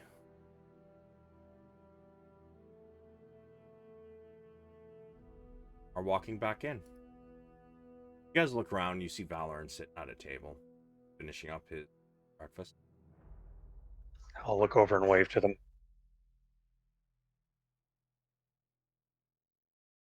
I'll happily head over to Valeran.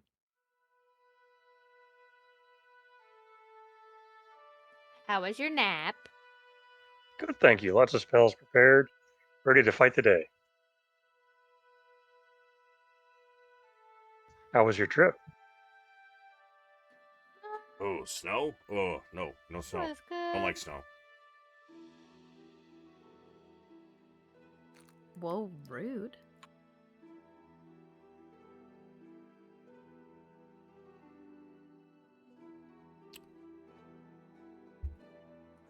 I thought we were friends. What? You said you didn't like snow. Oh, my mic was not supposed to be on. It was some Night of Ice. So you're talking shit about me behind my back? No. Right? Night of Ice was saying he just had his first snowfall of the year. Woo. That kind of snow. Sorry, I let go of my mic, but apparently it stayed on. Discord is not friends with me today. That's why I was so confused. Like, what? What are you Sure, talking sure. about? No, it's like snowfall, not snow bubble.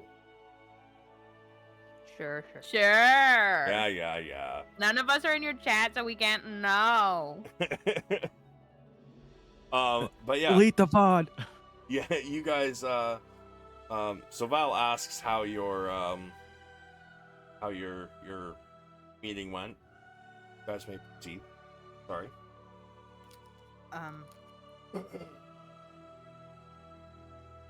Good. Then good. Then weird. I think what Ren's trying to say is that we did discern that her two cousins are safe. And we were able to see an image of a not so pleasant sight of the person we're after. Ah, good. Do we have any idea where he is? Unfortunately, no, unless a giant The rock and a bunch of woods? trees tell you where he is. Yeah, that doesn't narrow it down much for me. No. Also, Okay. we don't know That sucks, Still. Ice. how he knows the things he knows. So,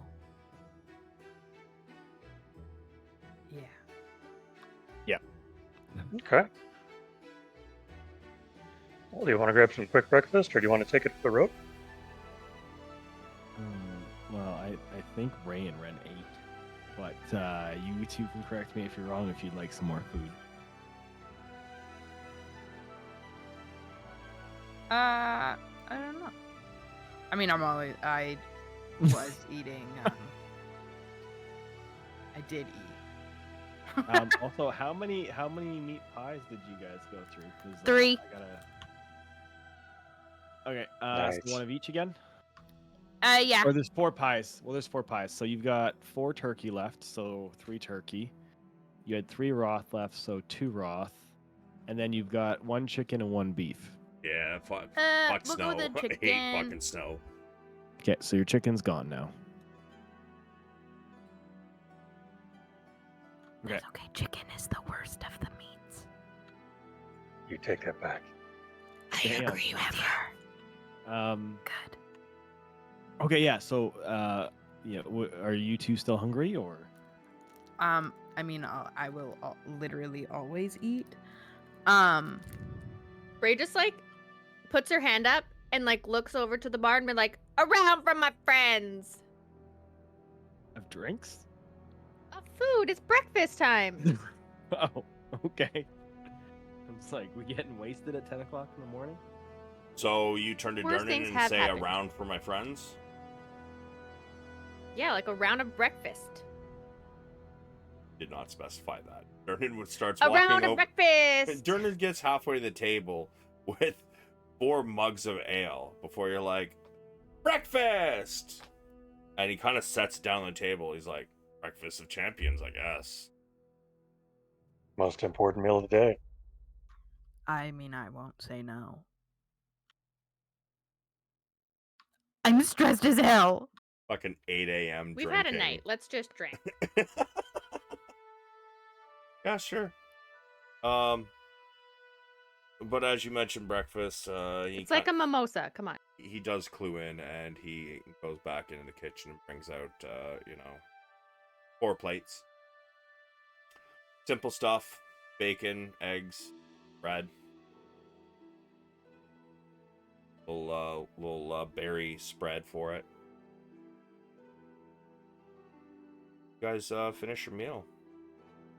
You guys finish your meal. What y'all want to do? I guess Zynn would start talking to the group about where we would like to start. Do you have any ideas? Should we go back out to where we saw the? Because I saw the marks too, right? I told you about them. Okay. Yeah, So I you don't know know because about I didn't know them. if I saw them or not. Yeah, okay. Yes, should we go back and check out the marks? Maybe we can find a general direction to kind of start looking. I'm pretty sure they're a trail to wherever he wants us to be. I do have a question really quick, player to DM. How Yep. tall do I stand as a wolf? I'm gonna say probably about 2/3 of your regular height.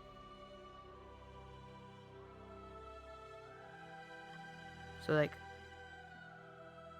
just over 4 feet.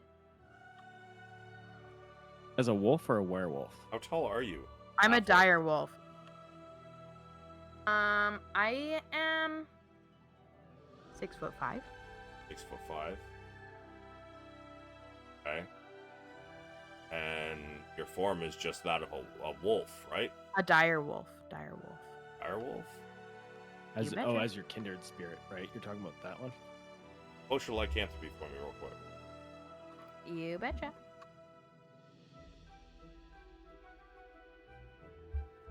Yeah, for real though. Like, I It's thought I long was as the hell. alcoholic knight of ice. Like, fuck. Can you read it?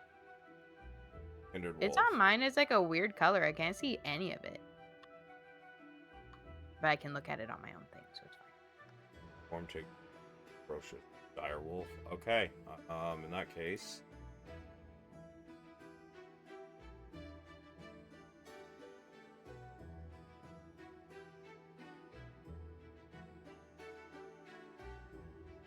I'm just like curious on where I stand in the group of wolves I met, About 10 feet. size wise. If about 10 feet. your kindred If I'm like at the spirit top is, end. yeah. So a lot of those wolves that you saw in the forest, some of them were 10 feet, but the ones that were shorter, they didn't have their kindred form. They only had their lycanthropy. So some of them were just flat out werewolves. They were not all wolves. That's my mistake. Okay. But yeah. So, guys leave tavern. And you begin to follow the trail. Now, the further, or the closer to, like, bigger main roads you get, the harder you have to look for these, as they're not on every building.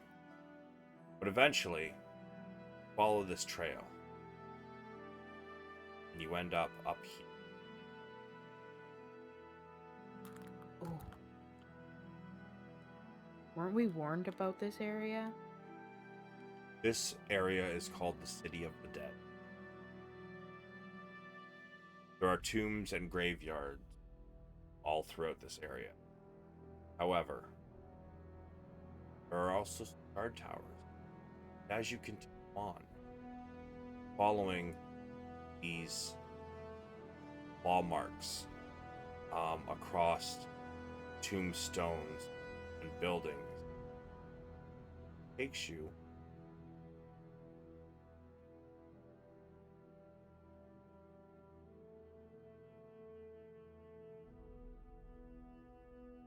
CD 11.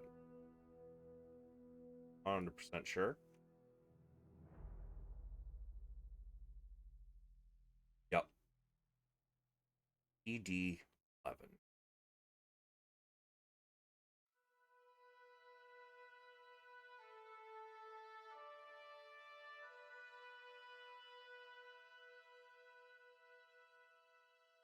And we're walking around or through the City of the Dead? Well, you can't get to where you need to go without going through. Okity dokity. So, give me a moment and I'll bring you guys out to where you should be.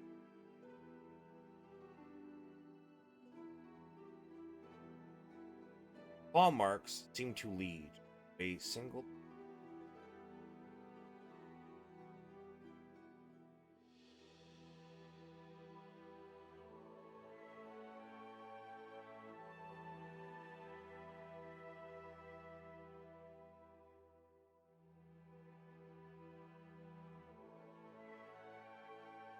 So, as you approach, you notice that the gargoyles outside are rather dilapidated.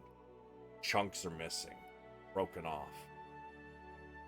On the door seems to be 2 large claw marks one going from the top left of the left door, bottom right door. Another one, top right door, the bottom left of the left door, making a massive X across this double stone door. It's a clue.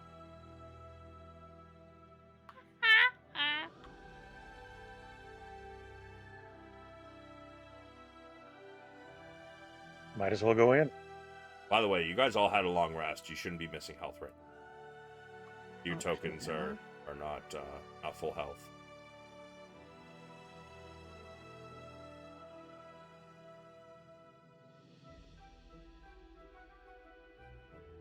I am, right?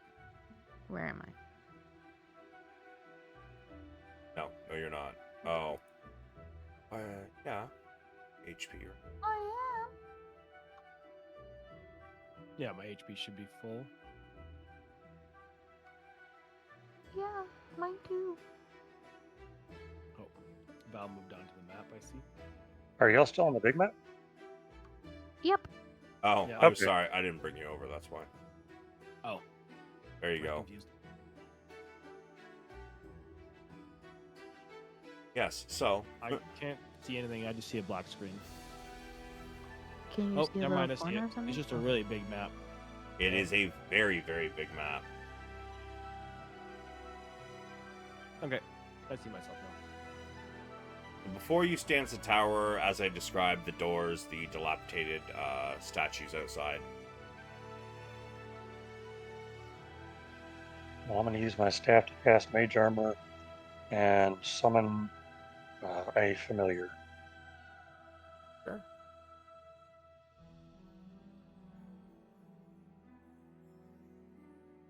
And I'll go for an owl. Bring out your owl. You do see quite a ways up the tower. There does seem to be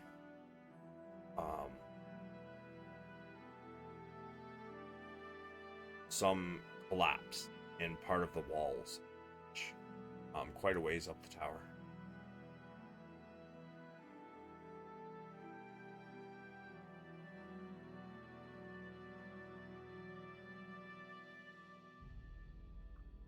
So it looks like there's no roof, or did the roofs crumble? Oh no, there's definitely a roof, but there's like massive holes in the wall. Like it's a very dilapidated tower. It is made of stone. Do we want to try and go through one of the higher holes, or go through the front door?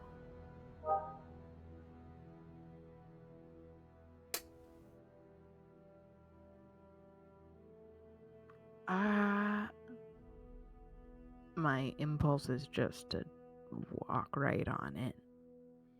I mean, they're probably pretty sure that we're here. We're coming Oh, at yeah. least.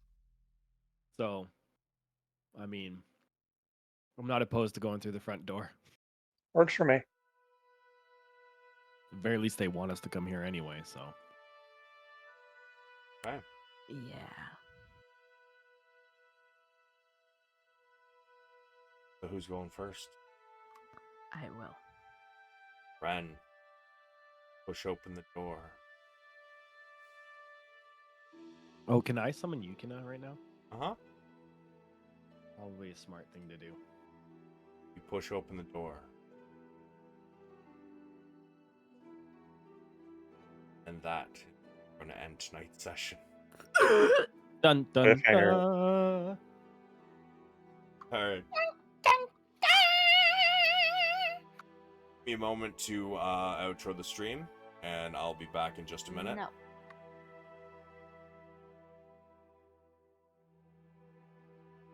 So, ladies and gentlemen, we had quite the roller coaster tonight. There was no real combat, but they have met some very important people from Waterdeep, or rather, a very important person. They might have a little issue getting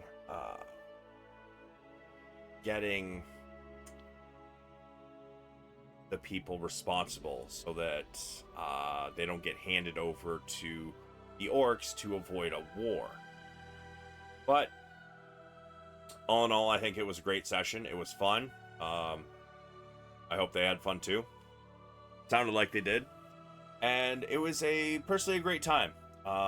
Next up, we have even though this is, Dungeon of the Mad Mage, we're doing a slightly different dungeon crawl to start one of our characters' character arcs. So that she can really get a grasp on the overall plan and the problems she's going to be dealing with in the future. Personally, I think this is going to be a lot of fun. And I hope to see everybody here for my next streams. I've got another one. I might do another one tonight. I'm not 100% on that. But I do have one tomorrow where we're doing the Adventures in Wildmount game. They're in the middle of a massive battle for Grimgolier, which is the Dwarven Fortress. And in fact, the last one left standing in the war against the undead armies. So there's that, and then as far as I know, Monday we are still doing our 4-player Baldur's Gate session at 7 p.m. So 7 p.m. Eastern time for both tomorrow's game and Monday's Baldur's Gate game. So I do hope to see you all there, and remember everybody, be savage or go home. Peace.